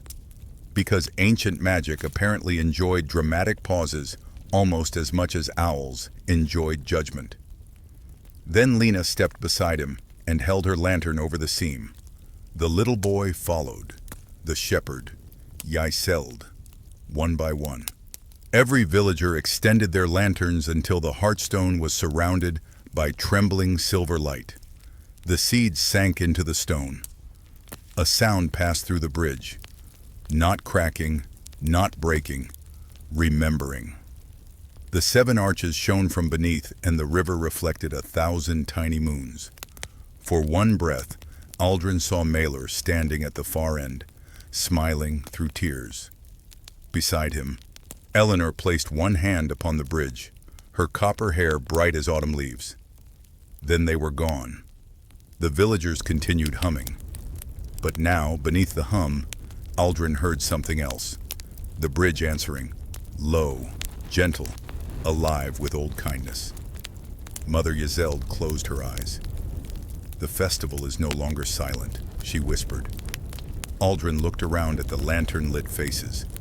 Some frightened, some weeping, some smiling, all changed. The bridge had not been healed completely, not yet. But for the first time, Elderglen had crossed together, and beneath their feet, deep within the patient stone, something small and silver began to grow. The bridge did not open at once. That would have been too easy. And by now, Aldrin trusted easy things about as much as he trusted noblemen, who used the phrase, "for the good of everyone," while standing nearest the treasury. The villagers remained gathered along the moonlit stones, lanterns raised, humming softly, while the silver seeds settled into the heartstone. Beneath their feet, the bridge gave a low answering tone, deep and gentle, like a bell rung underwater. Then the river stopped moving. Every lantern flame that was not a flame leaned toward the central arch. The moonlight thickened. Aldrin felt the air loosen around him, as though the night had quietly untied a knot. Lena whispered, "Is it supposed to do that?" Aldrin looked at Mother Yseld. Mother Yseld looked at the keeper. The keeper looked at the bridge. Helpful, all of them.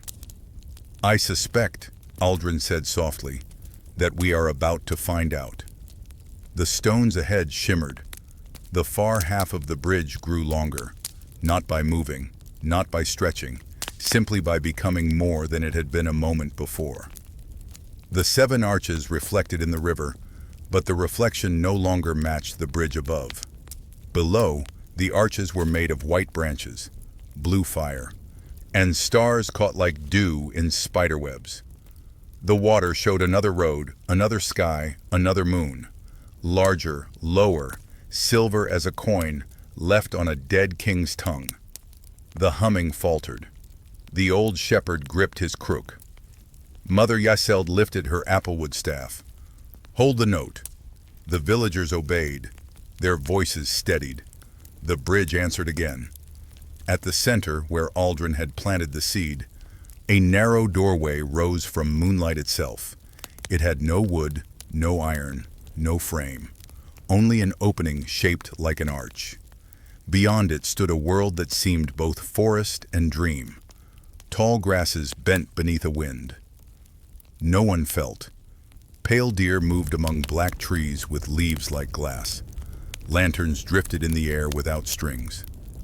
In the distance, hills rolled beneath a sky full of slow-turning stars, and something vast slept under the horizon, breathing mist into the valleys. Aldrin had seen beautiful places, sunrise over wheat fields, snow on ruined towers, a warm kitchen after 3 days of rain. This was different. This beauty felt aware of him. That was always unsettling.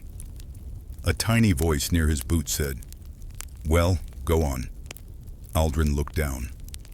The moss-haired forest spirit sat on the bridgestone, sipping from its acorn cup. "You again. Obviously. Were you invited?" "I am very small. Invitations are mostly architectural."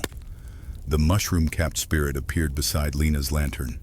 "He has to cross," Lena blinked. "Into there?" "Only partly." Aldrin stared through the glowing doorway.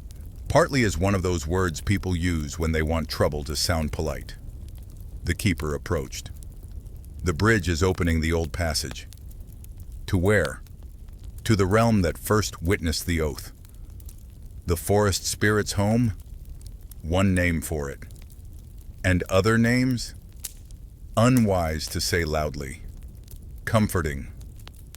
Mother Yseld stepped close, her lined face silver in the lantern light. When Mailer built the bridge, he did not bind only stone to stone. He joined mortal sorrow to older mercy. That mercy came from beyond. Aldrin looked through the arch again. A pale deer lifted its head and watched him with eyes like winter stars. "What must I do there?" "Listen," said the keeper. That is becoming a very demanding skill. It always was. Aldrin turned toward the villagers. None of them moved. Fear held them, but so did trust. He saw the little boy clutching the brave turnip lantern. Lena's jaw was tight, though her hands had stopped trembling. The old shepherd nodded once, so Aldrin stepped through the moonlit doorway. The world changed with the softness of falling asleep. The bridge remained beneath his feet, but it was no longer stone alone. White roots curled through its seams. Silver moss grew along the railings. The river below had become a ribbon of reflected sky. Stars drifted in its current, bumping gently against one another like sleepy ducks. Behind him, through the arch, the villagers appeared distant and pale. Ahead, the dreamlike road continued. The keeper walked beside him. The moss-haired spirit rode on the lantern handle, as though it were a noble horse, and not, in fact, a lantern. "Try not to touch anything that sings your name," the spirit advised. "Why? It may want to keep it." Aldrin immediately tucked his chin as if his name might fall out. They crossed into a grove of tall black trees. Each trunk bore a face, not carved, sleeping. Some smiled, some frowned. One appeared mildly offended, which Aldrin chose not to take personally. Hanging from the branches were thousands of small tokens: ribbons, cups, feathers, beads, spoons, rings, wooden birds, folded notes that fluttered though there was no wind. Aldrin recognized the offerings from beneath the bridge. "Are these the releases?" "They're echoes," said the keeper. The moss-haired spirit added, "Nothing truly given with love is lost. It just stops being heavy." Aldrin let that settle. They reached a clearing where moonlight pooled upon the grass. At its center stood a woman made of dusk and water. Her hair flowed upward like smoke. Her gown was stitched from reflections. Her face changed whenever Aldrin tried to focus on it. Young mother, old queen, river maiden, weary traveler, laughing child. The keeper bowed. The spirits bowed lower. Aldrin followed quickly, because survival often began with noticing when immortal things became polite. The woman spoke. Her voice was the hush of reeds and the first breath after weeping. "Who plants kindness in wounded stone?" Aldrin swallowed. "I suppose I did." The moss-haired spirit coughed. "With help," Aldrin added. The woman's eyes brightened. "Better." She circled him slowly. "What did you surrender?" "A letter, and the blame I had tied around it." "What did you keep?" Aldrin paused. "The love." The clearing stilled. The answer had come before he could polish it. That seemed to please her. "Good. Many surrender love by mistake and call the emptiness peace." He thought of Corin's reflection, laughing beside the stream. "I almost did." The woman turned toward the distant arch where the village waited. "The mortal village remembers the shape of the vow. The bridge remembers the wound. The keeper remembers the duty. But one thing is missing." Aldrin waited. The woman extended her hand. On her palm lay a small silver cup, no larger than a walnut shell. "Return with this." "What is it?" "A measure." "A measure of what?" "Enough." Aldrin stared. That is possibly the least helpful answer yet, and the competition has been fierce. The woman smiled, and all the hanging tokens chimed softly. Every sorrow asks for endless payment. Every guilt demands more road. Every longing says, farther, farther, farther. Mercy begins when the heart learns the shape of enough. Aldrin took the tiny cup. It weighed almost nothing. Yet the moment he held it, he felt the old bridge tremble somewhere, far behind his ribs. The dream world dimmed. The keeper touched his shoulder. "We must return." Already, shadows moved between the black trees. not threatening, curious. One carried Aldrin's voice in its hands like a folded cloth. Another wore the face of an old regret he had forgotten until that instant. The moss-haired spirit whispered, "Do not bargain." Aldrin needed no urging. They walked quickly back along the bridge road. Behind them, the woman of dusk and water raised one hand in farewell. As Aldrin passed through the moonlit arch, the cold night air of Elderglen wrapped around him again. The villagers gasped softly. The doorway collapsed into a thin stream of light that sank into the hearthstone. Aldrin stood at the center of the bridge, holding the tiny silver cup. Mother Yseld's eyes filled with recognition. The measure of enough. The keeper bowed their head. The bridge beneath them gave one gentle pulse. And Aldrin understood that the passage between worlds had not been opened to show him wonder. It had opened to place a simple, impossible truth into his hand. Enough. The word was small, like a cup, like a seed, like the first step across a bridge no one had dared to cross for generations. The tiny silver cup rested in Aldrin's palm, catching moonlight as if it had been made from one patient drop of the moon itself. The villagers leaned closer without meaning to. No one touched it. No one asked to.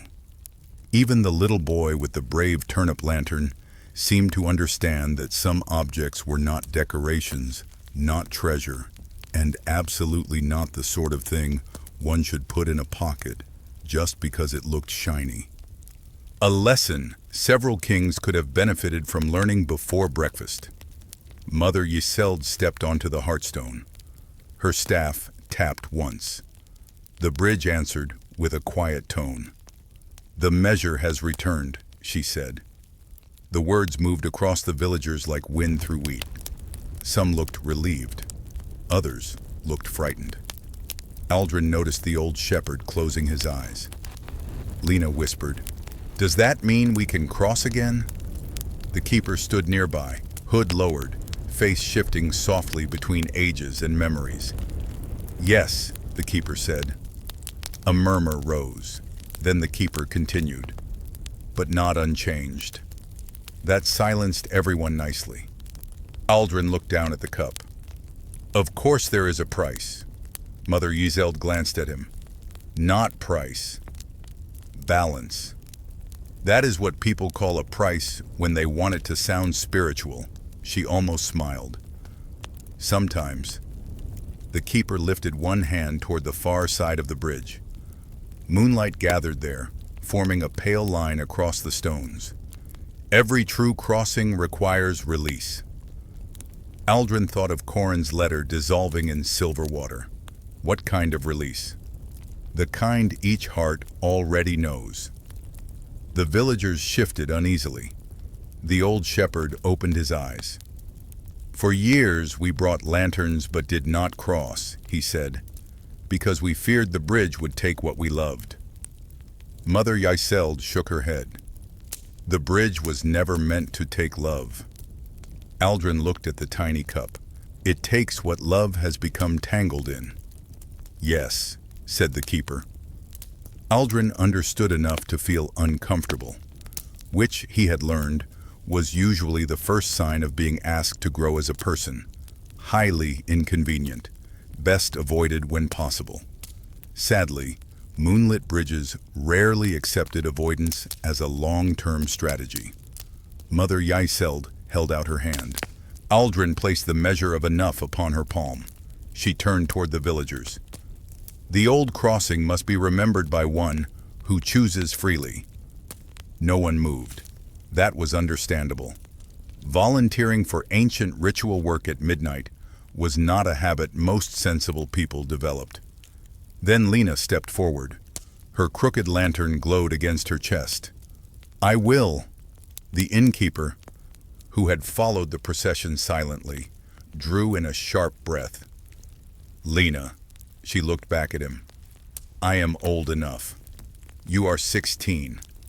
That is old enough to carry water, bake bread, mend linen, sing the reckoning hymn, and pretend not to hear all of you whispering in corners." Several adults looked away. Aldrin admired her deeply. Nothing humbled a village like a young person accurately summarizing its nonsense. Mother Yseld studied her. "What do you seek to cross?" Lena swallowed. "My mother's leaving."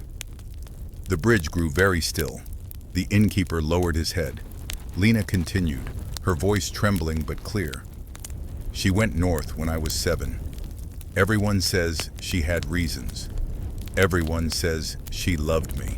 Everyone says both things as if they fit neatly together, like folded cloth." She tightened her grip on the lantern. "I have carried the thought that if I had been better, quieter, prettier, less trouble, she might have stayed." The old shepherd made a soft sound. Aldrin felt the words strike somewhere tender. Mother Yseld stepped close. "And what do you wish to keep?" Lena's eyes filled. The memory of her singing while she braided my hair. "And what do you release?" "The belief that a child must earn being kept." The measure brightened in Yseld's hand. She placed the cup on the hearthstone. It became full. No one poured anything into it. Moonlight simply gathered inside until it looked like liquid pearl. The keeper nodded. "Walk." Lena stepped forward. The villagers held their breath. Aldrin found himself doing the same. She walked from the center of the bridge toward the far end, slowly. Her lantern trembled. Halfway across, the air beside her shimmered. A woman's shape appeared, not solid, not a ghost exactly, a memory made visible. She had Lena's eyes. She sang without sound. Lena stopped. For one moment, Aldrin thought she might run to the figure. Instead, the girl pressed her free hand over her heart and whispered, "I loved you." The figure smiled sadly. Lena added, "But I was a child." The image dissolved into moonlit mist. The lantern in Lena's hand flared silver. She reached the far end of the bridge. Nothing terrible happened.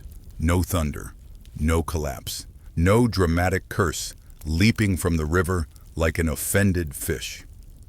Lena turned around and laughed through tears. The whole village exhaled. The innkeeper covered his face with one hand. Aldrin pretended not to notice. A charming old custom came back to Mother Yseld then, and she spoke of it softly. In the earliest days of Elderglen, those who completed a crossing were given a spoonful of honey mixed with salt. Honey for what remained sweet, salt for what had stung, and both together because human hearts apparently refused to be simple. Aldrin thought that was excellent. Most wisdom improved when served with snacks. Lena returned to the center. The measure had emptied. Mother Yseld picked it up. One crossing restored. The bridge gave another quiet tone. More villagers stepped forward, not all at once, but one after another. The old shepherd crossed for the son he had never forgiven himself for outliving. The baker crossed for a brother, lost to pride. A young mother crossed for the fear that joy would be punished if she trusted it too much. Each crossing was different. Some saw visions. Some heard voices. Some simply walked in silence while their lanterns grew brighter. Each returned lighter, though not empty. That was the wonder of it. The bridge did not erase grief. It taught grief to loosen its grip. Aldrin watched until the moon began tilting westward. Finally, Mother Yseld turned to him. "You must cross again." He had expected it. Expecting did not make it pleasant. "I already released something." "One burden, yes. How many does a man have to carry before bridges become satisfied?" "As many as he mistakes for himself." He rubbed his brow. "That feels excessive." The keeper stepped beside him. "Your first release opened the lower way. This crossing asks what road you will no longer pretend to walk." Aldrin looked toward the far side of the bridge. The coast. Winter. The plan he had carried, because plans were easier than purpose. He had been traveling east because movement kept him from listening too closely to his own life. The measure rested in Mother Weiseld's palm, empty and waiting. Aldrin understood the price now. Not punishment, not loss for the sake of loss. A crossing demanded that he leave behind the comfort of pretending he was only passing through. He took the cup. It filled with a thin silver light. He stepped onto the path. At the center of the bridge, the river below whispered his name. Ahead, the road forked, one toward the coast. He had planned to reach, one toward Elderglen's sleeping fields, one toward a darkness that looked like every road he had taken to avoid choosing. Aldrin smiled faintly. "Well," he murmured, "that is rude, but accurate." He walked. At the far end, he did not look back until the crossing was complete.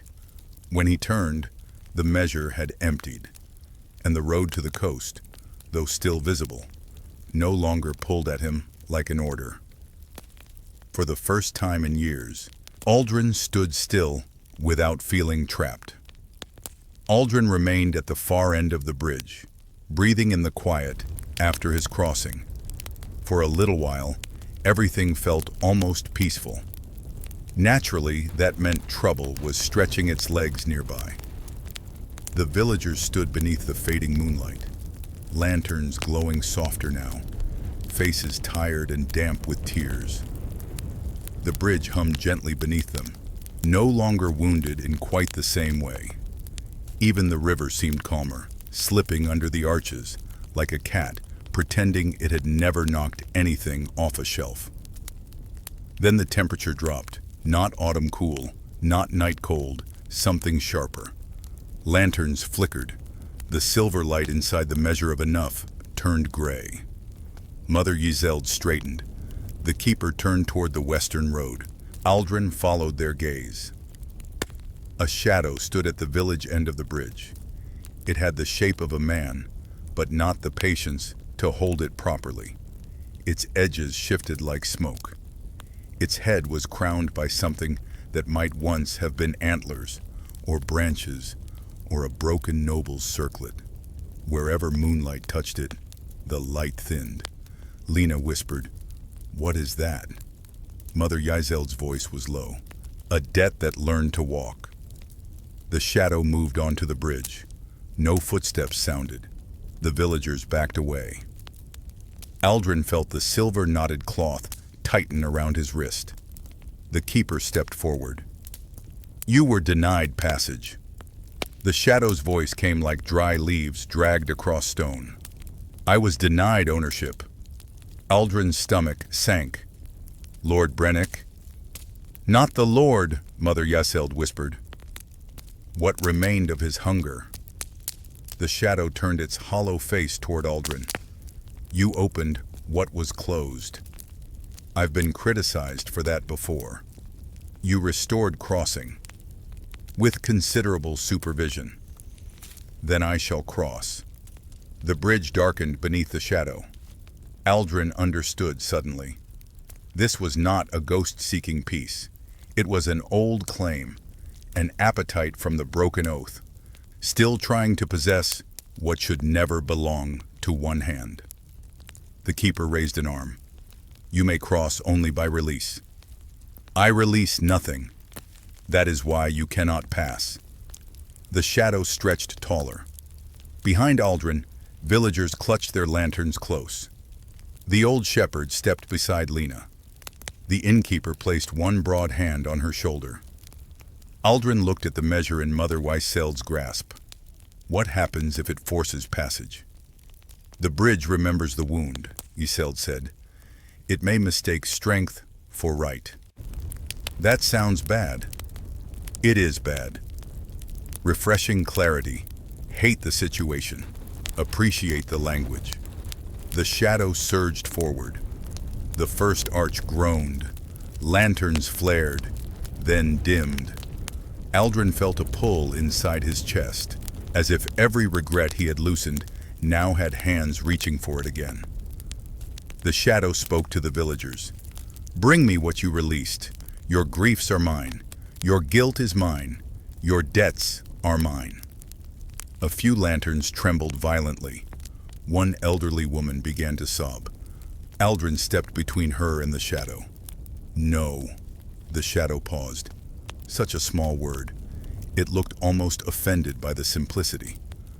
Aldrin continued, quieter but steadier. "You do not get to make sorrow useful to yourself." The shadow bent close. "And who are you?" "A tired man with poor timing." "That is nothing." "Usually, yes." The moss-haired spirit suddenly appeared atop the railing, acorn cup in hand. He also passed the brambles.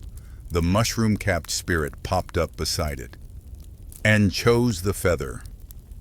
The round berry-stained spirit emerged from beneath Lena's lantern and bowed to the pear tree.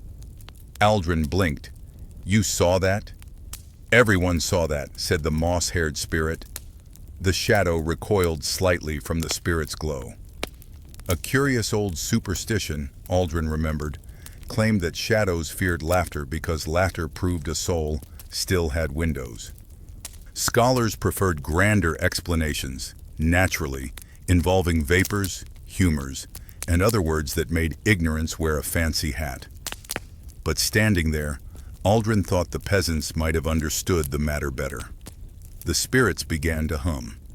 The villagers, frightened though they were, joined them. The shadow pushed forward again. The bridge shook. Cracks of gray light spread along the stones. The keeper staggered. Aldrin caught their arm and felt not flesh, but cold river current. Mother Yeseld lifted the measure.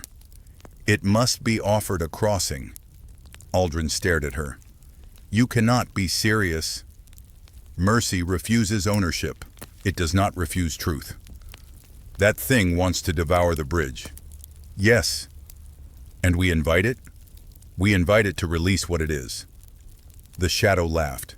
The sound bent the lantern flames flat. "I am claim. I am right. I am debt. I am bloodline." "No," Aldrin said. He stepped toward it. "You are fear, wearing a dead man's pride." The shadow struck, not with a blade, with memory. Aldrin saw himself alone on roads, saw every inn where he had avoided staying, every farewell he had softened into departure, every kindness he had doubted because accepting it meant needing someone. The shadow whispered, "Keep moving, keep carrying, keep owing." For one breath, Aldrin nearly believed it. Then Lena's voice cut through the dark. "A child must not earn being kept." The old shepherd added, "The dead are not debts." The baker whispered, "Pride is not love." One by one, the villagers spoke what they had released, not loudly, but clearly. Their words struck the bridge like drops of rain. The gray cracks dimmed. Mother Yeseld handed Aldrin the measure. "Ask it." He understood, and hated that he understood. Aldrin held the tiny cup toward the shadow. "What do you carry that was never yours?" The shadow shrieked. The bridge answered with a great silver pulse. "What do you carry?" Aldrin repeated. "That was never yours?" The shadow twisted, shrinking, expanding, breaking its own shape. Faces flashed within it. Lord Brennick, his father, his father's father. Lords and heirs and frightened boys taught that possession was the same as safety. The voice came fractured. Land, names, obedience, passage, memory. The measure filled, not silver this time, but dark water. Aldrin's hand shook under its sudden weight. "What do you release?" The shadow clawed at the stones. "Nothing." The bridge groaned. The keeper stepped beside Aldrin. "Then you do not cross." Mother Yeseld raised her staff. The villagers lifted their lanterns. The forest spirits hummed brighter. Aldrin tilted the measure toward the bridge. The dark water spilled onto the hearthstone. For a moment, the shadow became almost human. A narrow-faced man on a black horse, alone, terrified, clutching his signet as if it could keep him from disappearing. Then the river below rose in a silent silver wave, not violent, not hungry, simply certain. It passed through the bridge, through moonlight, through the shadow. When it fell back, the dark figure was gone. Only a cracked signet ring remained on the stone. The keeper picked it up. "Not released," they said softly, "but ended." Aldrin looked toward the river. "Is there a difference?" "Yes." This time, he did not ask for more. The villagers stood trembling beneath their lanterns. No one cheered. Some victories were too quiet for cheering. The first pale line of dawn touched the eastern sky. The bridge, weary but whole, glowed beneath it. Aldrin sat down right there on the stones. The moss-haired spirit climbed onto his boot. "Well done. Thank you. You looked very dramatic." I felt mostly confused. That is usually what dramatic feels like from inside. Aldrin laughed softly. Around him, the village laughed too, tired and tearful and relieved. And beneath the moonlit bridge of Elderglen, the river carried away the last cold echo of an ancient claim that had mistaken holding on for strength. Dawn came slowly, as if the sky itself needed time to recover from the night. The villagers remained on the bridge, wrapped in cloaks and silence, their lanterns dimming one by one as the moon sank toward the western hills. Pale gold touched the river. Birds began cautiously discussing the morning, though one crow sounded as if it had serious complaints about the entire arrangement. Aldrin sat on the stones with his back against the railing. He was tired. In places he had not known, could become tired. The moss-haired spirit had fallen asleep on his boot, which made moving difficult unless he wished to commit some minor diplomatic disaster. The mushroom-capped spirit stood nearby, solemnly guarding a crumb of bread as though it were a sacred relic. Mother Zeld knelt beside the hearthstone. The silver seed had taken root. Not visibly, exactly. No stem rose from the stone. No leaves unfolded. No sudden tree burst upward to inconvenience everyone's architecture. But thin lines of silver now threaded through the bridge's center, glowing faintly, like roots beneath ice. The keeper stood over the cracked signet ring left behind by the shadow. No one touched it. Finally, Lena broke the silence. "Is it over?" The question moved through the villagers before anyone answered. Aldrin looked at Mother Yseld. Mother Yseld looked older than before, though somehow steadier. "No," she said gently. "Now it can be finished." Aldrin closed his eyes. "Of course." Lena glanced at him. "You expected rest?" "I foolishly hoped for breakfast."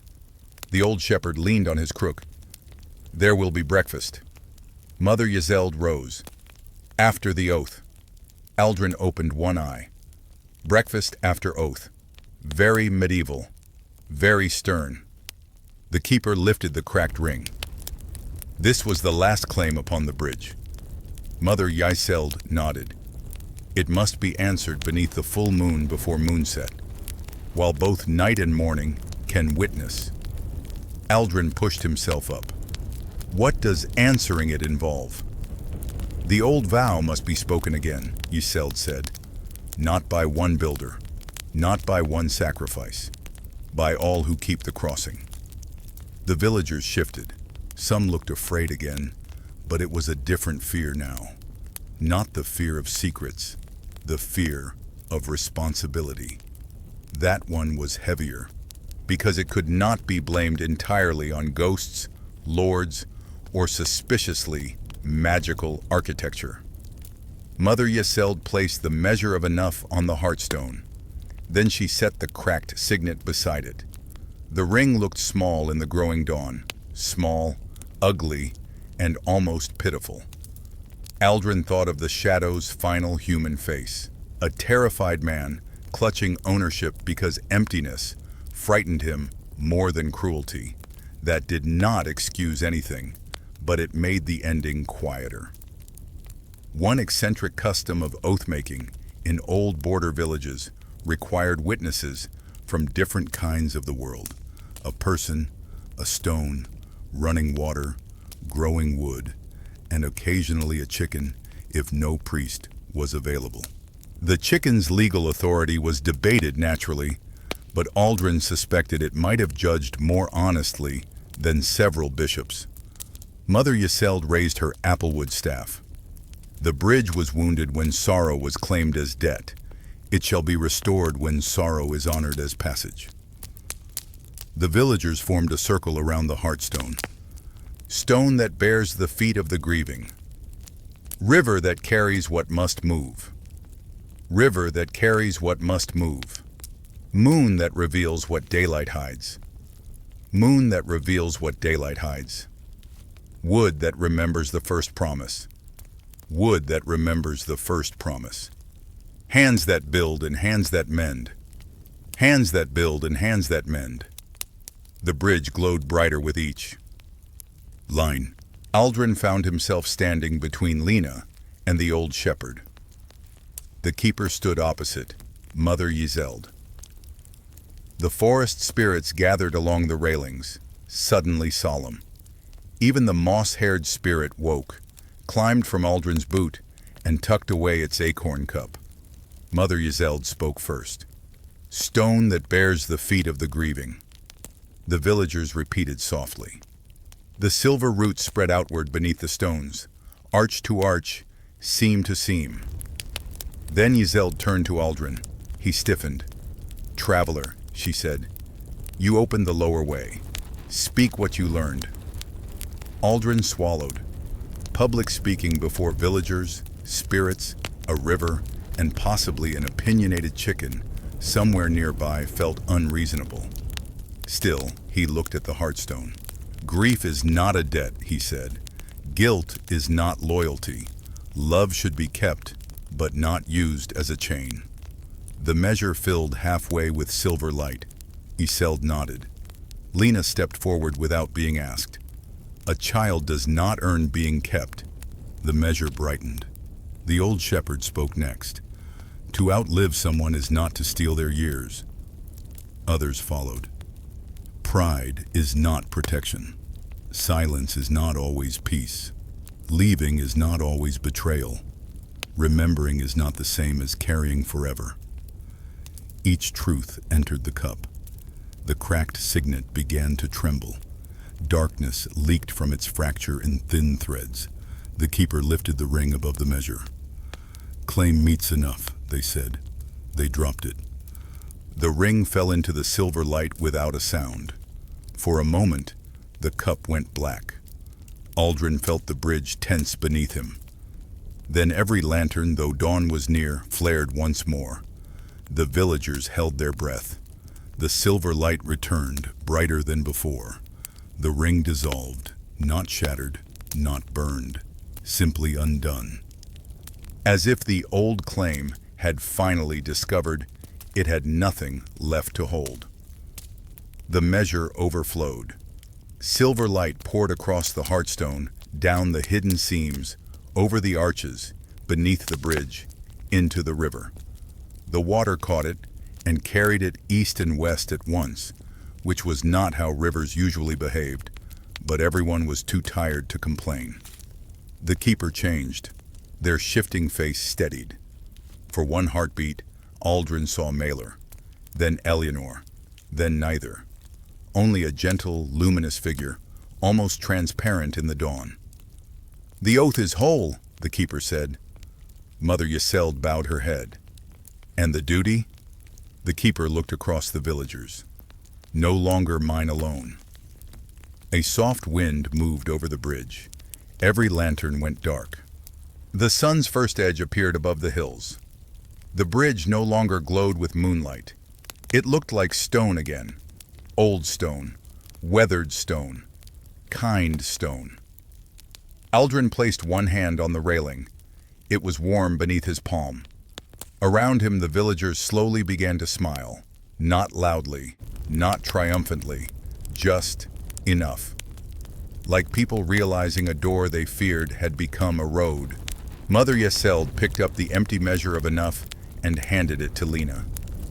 "Keep it in the village hall." Lena's eyes widened. "Me? You remember clearly. That sounds like work." "It is," Aldrin laughed softly.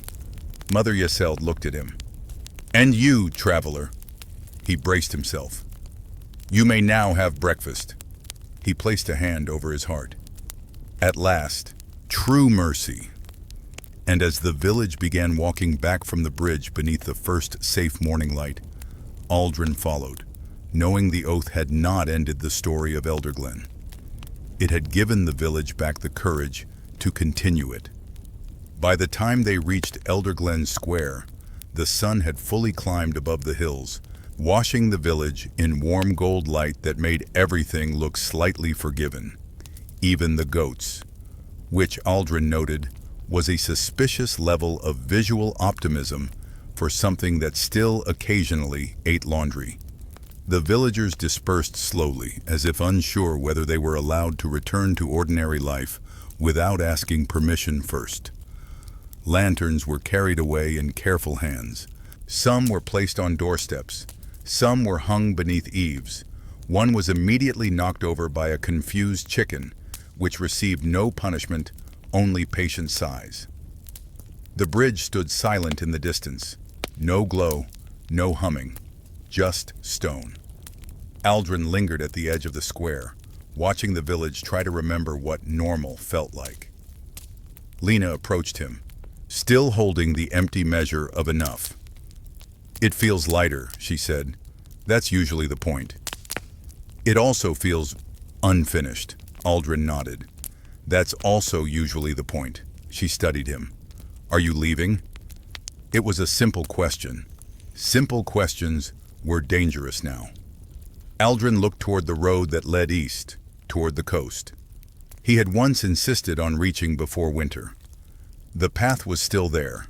The idea of it still existed, but it no longer felt like an order. More like an old habit clearing its throat awkwardly in the corner. "I think," he said slowly, "that I've been traveling for a reason. I stopped understanding somewhere around the third unnecessary storm."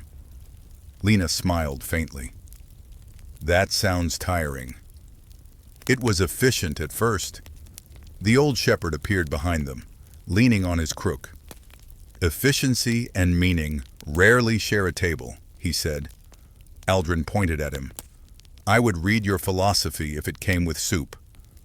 The shepherd nodded. "It usually does." Mother Yeseld arrived last, as she tended to do.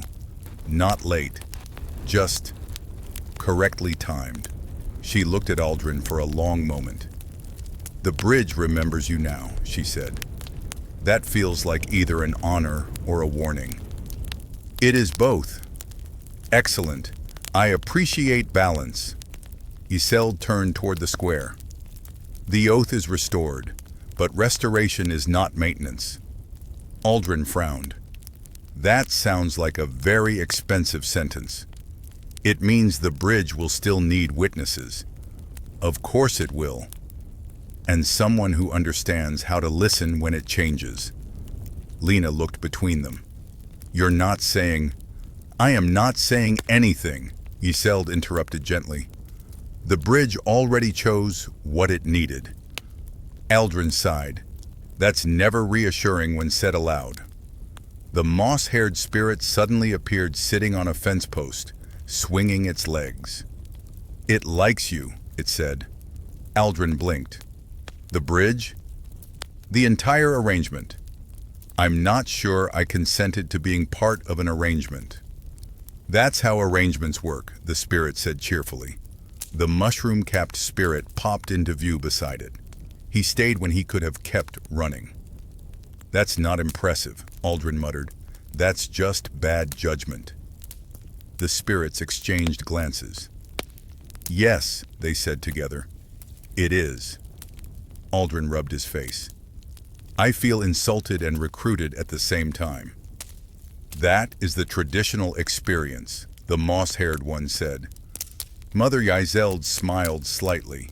You should rest. That sounds suspiciously like advice that leads to more work later. It does. Aldrin accepted that without argument. The square gradually emptied. The village returned to its rhythms, though slightly altered now. People spoke more quietly, but also more directly. Doors opened wider. Curtains were not pulled quite so quickly. Something subtle had shifted, like a knot loosened in a long-worn rope. Later that morning, Aldrin found himself sitting on the inn steps with a bowl of bread and honey. True to promise, breakfast had arrived. It was, inconveniently, excellent. The innkeeper stood nearby, arms crossed. You stayed, he said. For now. That is what people say before staying longer. I also say it before leaving immediately. It's very versatile. The innkeeper grunted. That girl crossed because of you. Aldrin nearly choked on bread. I would like to correct that immediately. She crossed because she is stubborn. She learned stubbornness somewhere. Aldrin paused. That is unfortunately fair. The innkeeper softened slightly. Thank you.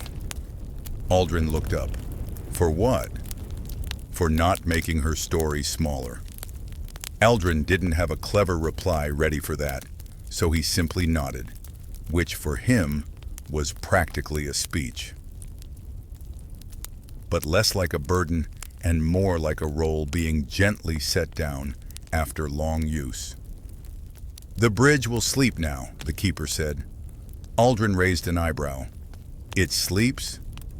It listens differently. That sounds like something bridges say when they don't want to be bothered. The keeper almost smiled. Perhaps. Aldrin looked across the arches. So what happens to me? You will leave. That is refreshingly direct. And return when the bridge forgets how to remember itself. That sounds like it will happen immediately. It will not. A pause. That is slightly disappointing, Aldrin admitted. The keeper stepped closer. You are no longer only a traveler between places. I was not aware I had applied for anything else. You did not. Convenient. The keeper's gaze softened. You will understand crossings now. That is enough, Aldrin sighed. I suspect that sentence will come back to haunt me. It will. Wonderful. He looked down at the river one last time. It flowed normally now, mostly.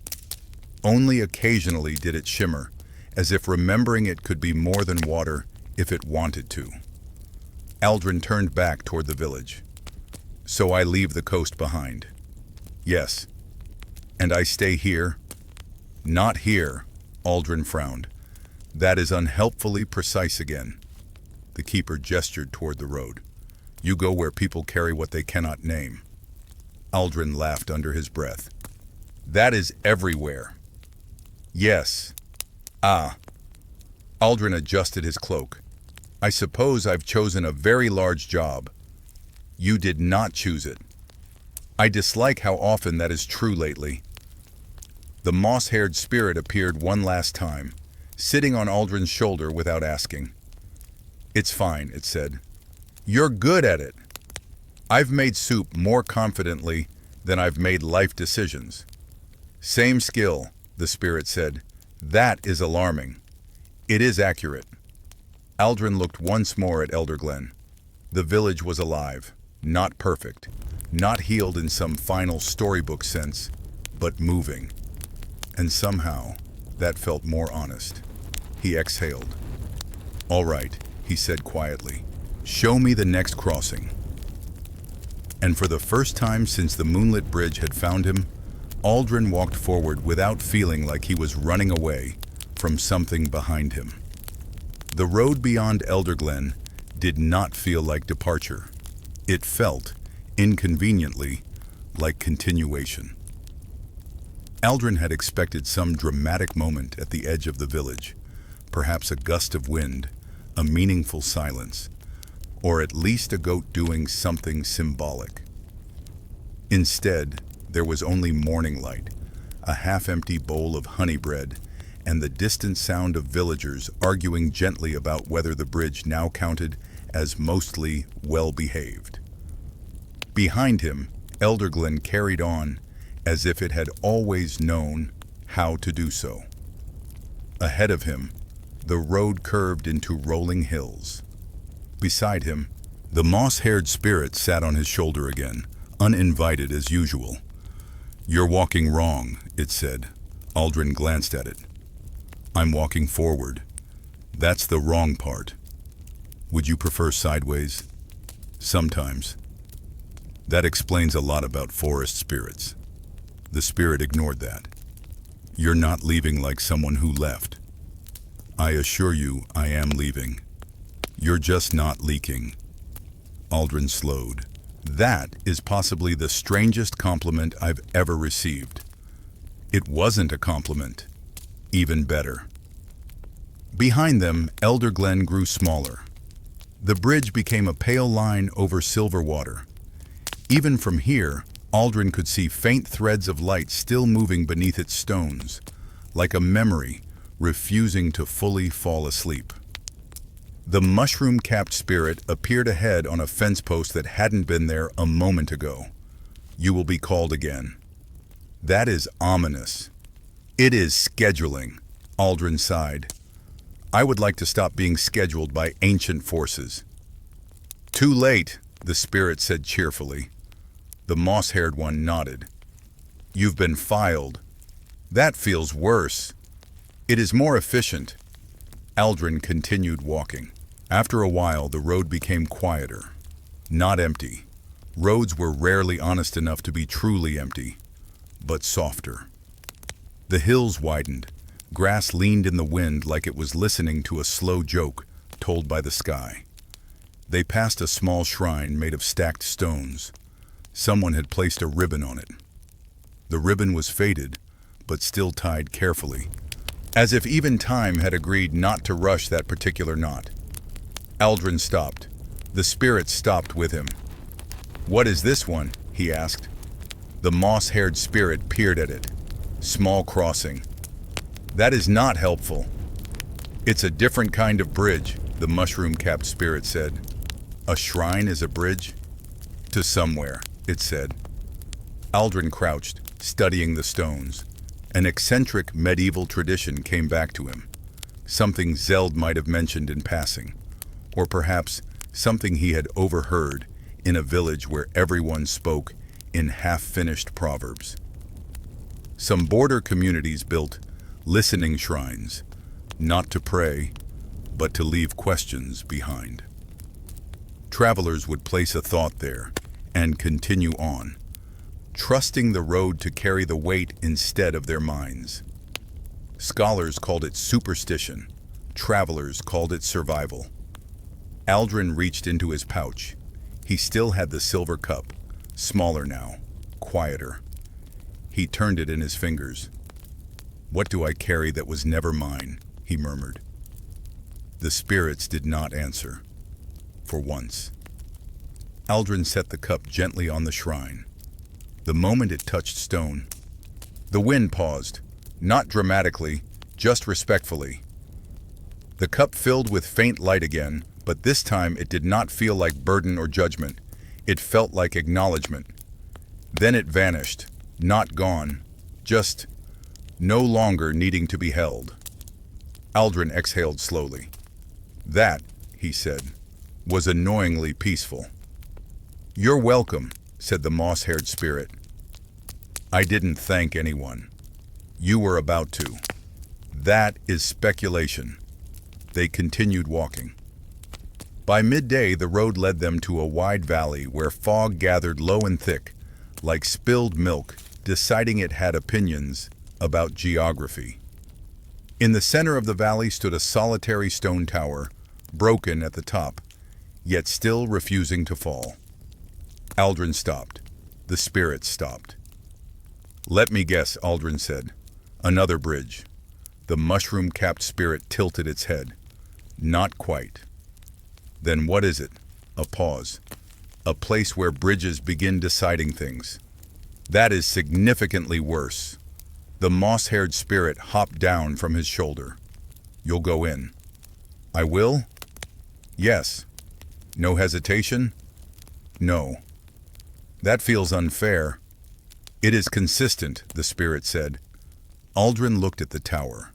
Something about it felt familiar, in a way he did not like.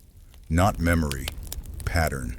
The sense that whatever lay inside was not new, only waiting for him to notice. It had always been there. He stepped forward. The fog parted slightly, as if curious. At the base of the tower, a narrow archway opened. Not a door, not a gate. A suggestion of passage carved into stone that had long forgotten why it was carved at all. Aldrin hesitated. Behind him, the spirits were suddenly quiet. Even joking ones know when a place stops being playful. "You're coming?" he asked. "No," said the moss-haired spirit. "That is new." "It's your turn now," said the mushroom-capped one. "That is also new." They looked at him, not unkindly. Just expectantly. Aldrin sighed. "I hate character development." Then he stepped into the tower. Inside, the air was still. Not empty. Still. The kind of stillness that had been listening long before he arrived. The walls were covered in faint carvings. Bridges, rivers, lanterns, cups, seeds. A face he almost recognized and almost did not want to. At the center of the room stood a single stone basin, and above it, a reflection, not his, not the bridge, not Elderglen, a road, endless, branching, folding into itself like a question that refused to be finished. A voice spoke, not the keeper, not Whistled, not the spirits, something older than their roles. "You have learned crossings." Aldrin didn't flinch. "I've learned that they are rarely about geography." Silence. Then you are ready to carry them without them carrying you." Aldrin frowned. That sentence feels like it contains at least 3 hidden problems. It contains freedom. That's usually the most expensive one. The reflection shifted. He saw villages he had not yet reached, bridges not yet broken, people standing at thresholds they had not yet named, and himself, not traveling away, not fleeing, but arriving, always arriving. Aldrin exhaled. "So that's it?" "No." A pause. "Of course not." The voice softened slightly. "You are not a keeper of the bridge." Aldrin nodded. Relief. "You are the moment before someone crosses it." He blinked. "That sounds exhausting." "It is also enough." Aldrin looked down at his hands. Still calloused, still human, still inconveniently alive. Outside the tower, wind moved through the valley again. Not storm, not warning, just weather remembering how to be weather. Aldrin stepped back out. The spirits were waiting. "Done?" the moss-haired one asked. "I think so." That sounded uncertain. "I specialize in that."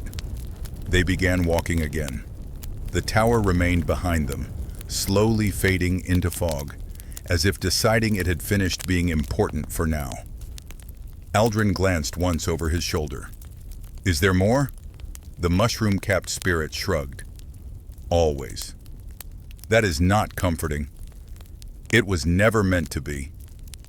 Aldrin sighed. Then, after a pause, "Good." And they continued down the road that no longer felt like escape, but like something far more complicated and far more alive. The road did not end. It simply stopped pretending it had a destination. By late afternoon, Aldrin and the spirits reached a ridge, where the land opened wide in every direction. Hills rolled like slow waves. Far in the distance, Elderglen was no longer visible at all, though Aldrin had the strange feeling that if he closed his eyes, he could still find the bridge again. Not by sight, but by memory of how it had changed him. The moss-haired spirit jumped from his shoulder onto a rock. "Well," it said, "this is where most stories say goodbye." Aldrin crossed his arms. "That sounds suspiciously final. It is structurally convenient.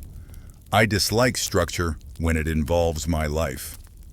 The mushroom-capped spirit sat beside the moss-haired one. "You're not staying in the valley." "I wasn't aware I had been offered residency." "You were offered direction," it said. "That feels worse." The wind moved through the grass. Aldrin looked at it for a long moment. Then he said, "So what now?" The spirits exchanged a glance. Then for once, neither of them answered immediately. That alone felt significant. Finally, the moss-haired spirit spoke. "Now you continue without being pulled." "That sounds like walking." "It is not." "Of course it isn't." Aldrin sat down on the ridge. The world felt very large in a quiet way. Not threatening, not small, just honest. He took a slow breath. "I started by crossing a bridge," he said. "And now?" "Now I think I've become one." The mushroom-capped spirit nodded. "That is close." Comforting. A pause. Then Aldrin added, "Do I get instructions?" "No." "A map?" "No." "A prophecy that at least rhymes?" The moss-haired spirit grinned. "You already had one of those." "You ignored it properly," Aldrin sighed, leaning back on his hands. "I miss when my problems were measurable, like money, or whether goats were judging me." "They still are," the spirit said. "That is consistent at least." The wind softened. For a while, no one spoke. Even the spirits seemed content to simply sit in the moment, which was unsettling in its own way. Aldrin had grown suspicious of peace. Peace usually meant something was preparing paperwork. After some time, the moss-haired spirit stood. "You'll see bridges again." "I assumed.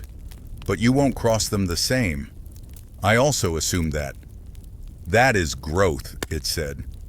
Aldrin squinted at it. "Is it?" "Yes." "That feels like a scam word." "It is frequently taxed." The mushroom-capped spirit hopped down from its rock. "People will think you fix things." Aldrin raised an eyebrow.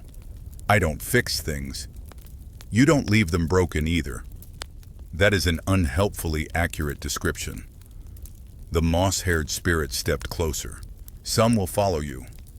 "I didn't invite followers." "They won't ask permission." "That's inconvenient." "It always is." Aldrin looked out over the hills again. Far away, a thin line of river glinted in the sun. Somewhere beyond that, unseen, Elderglen would still be breathing. The bridge would still exist. The keeper would still stand somewhere between stone and memory. Lena would still be learning what it meant to carry truth without it becoming weight. He exhaled slowly. "I never wanted to be important," he said.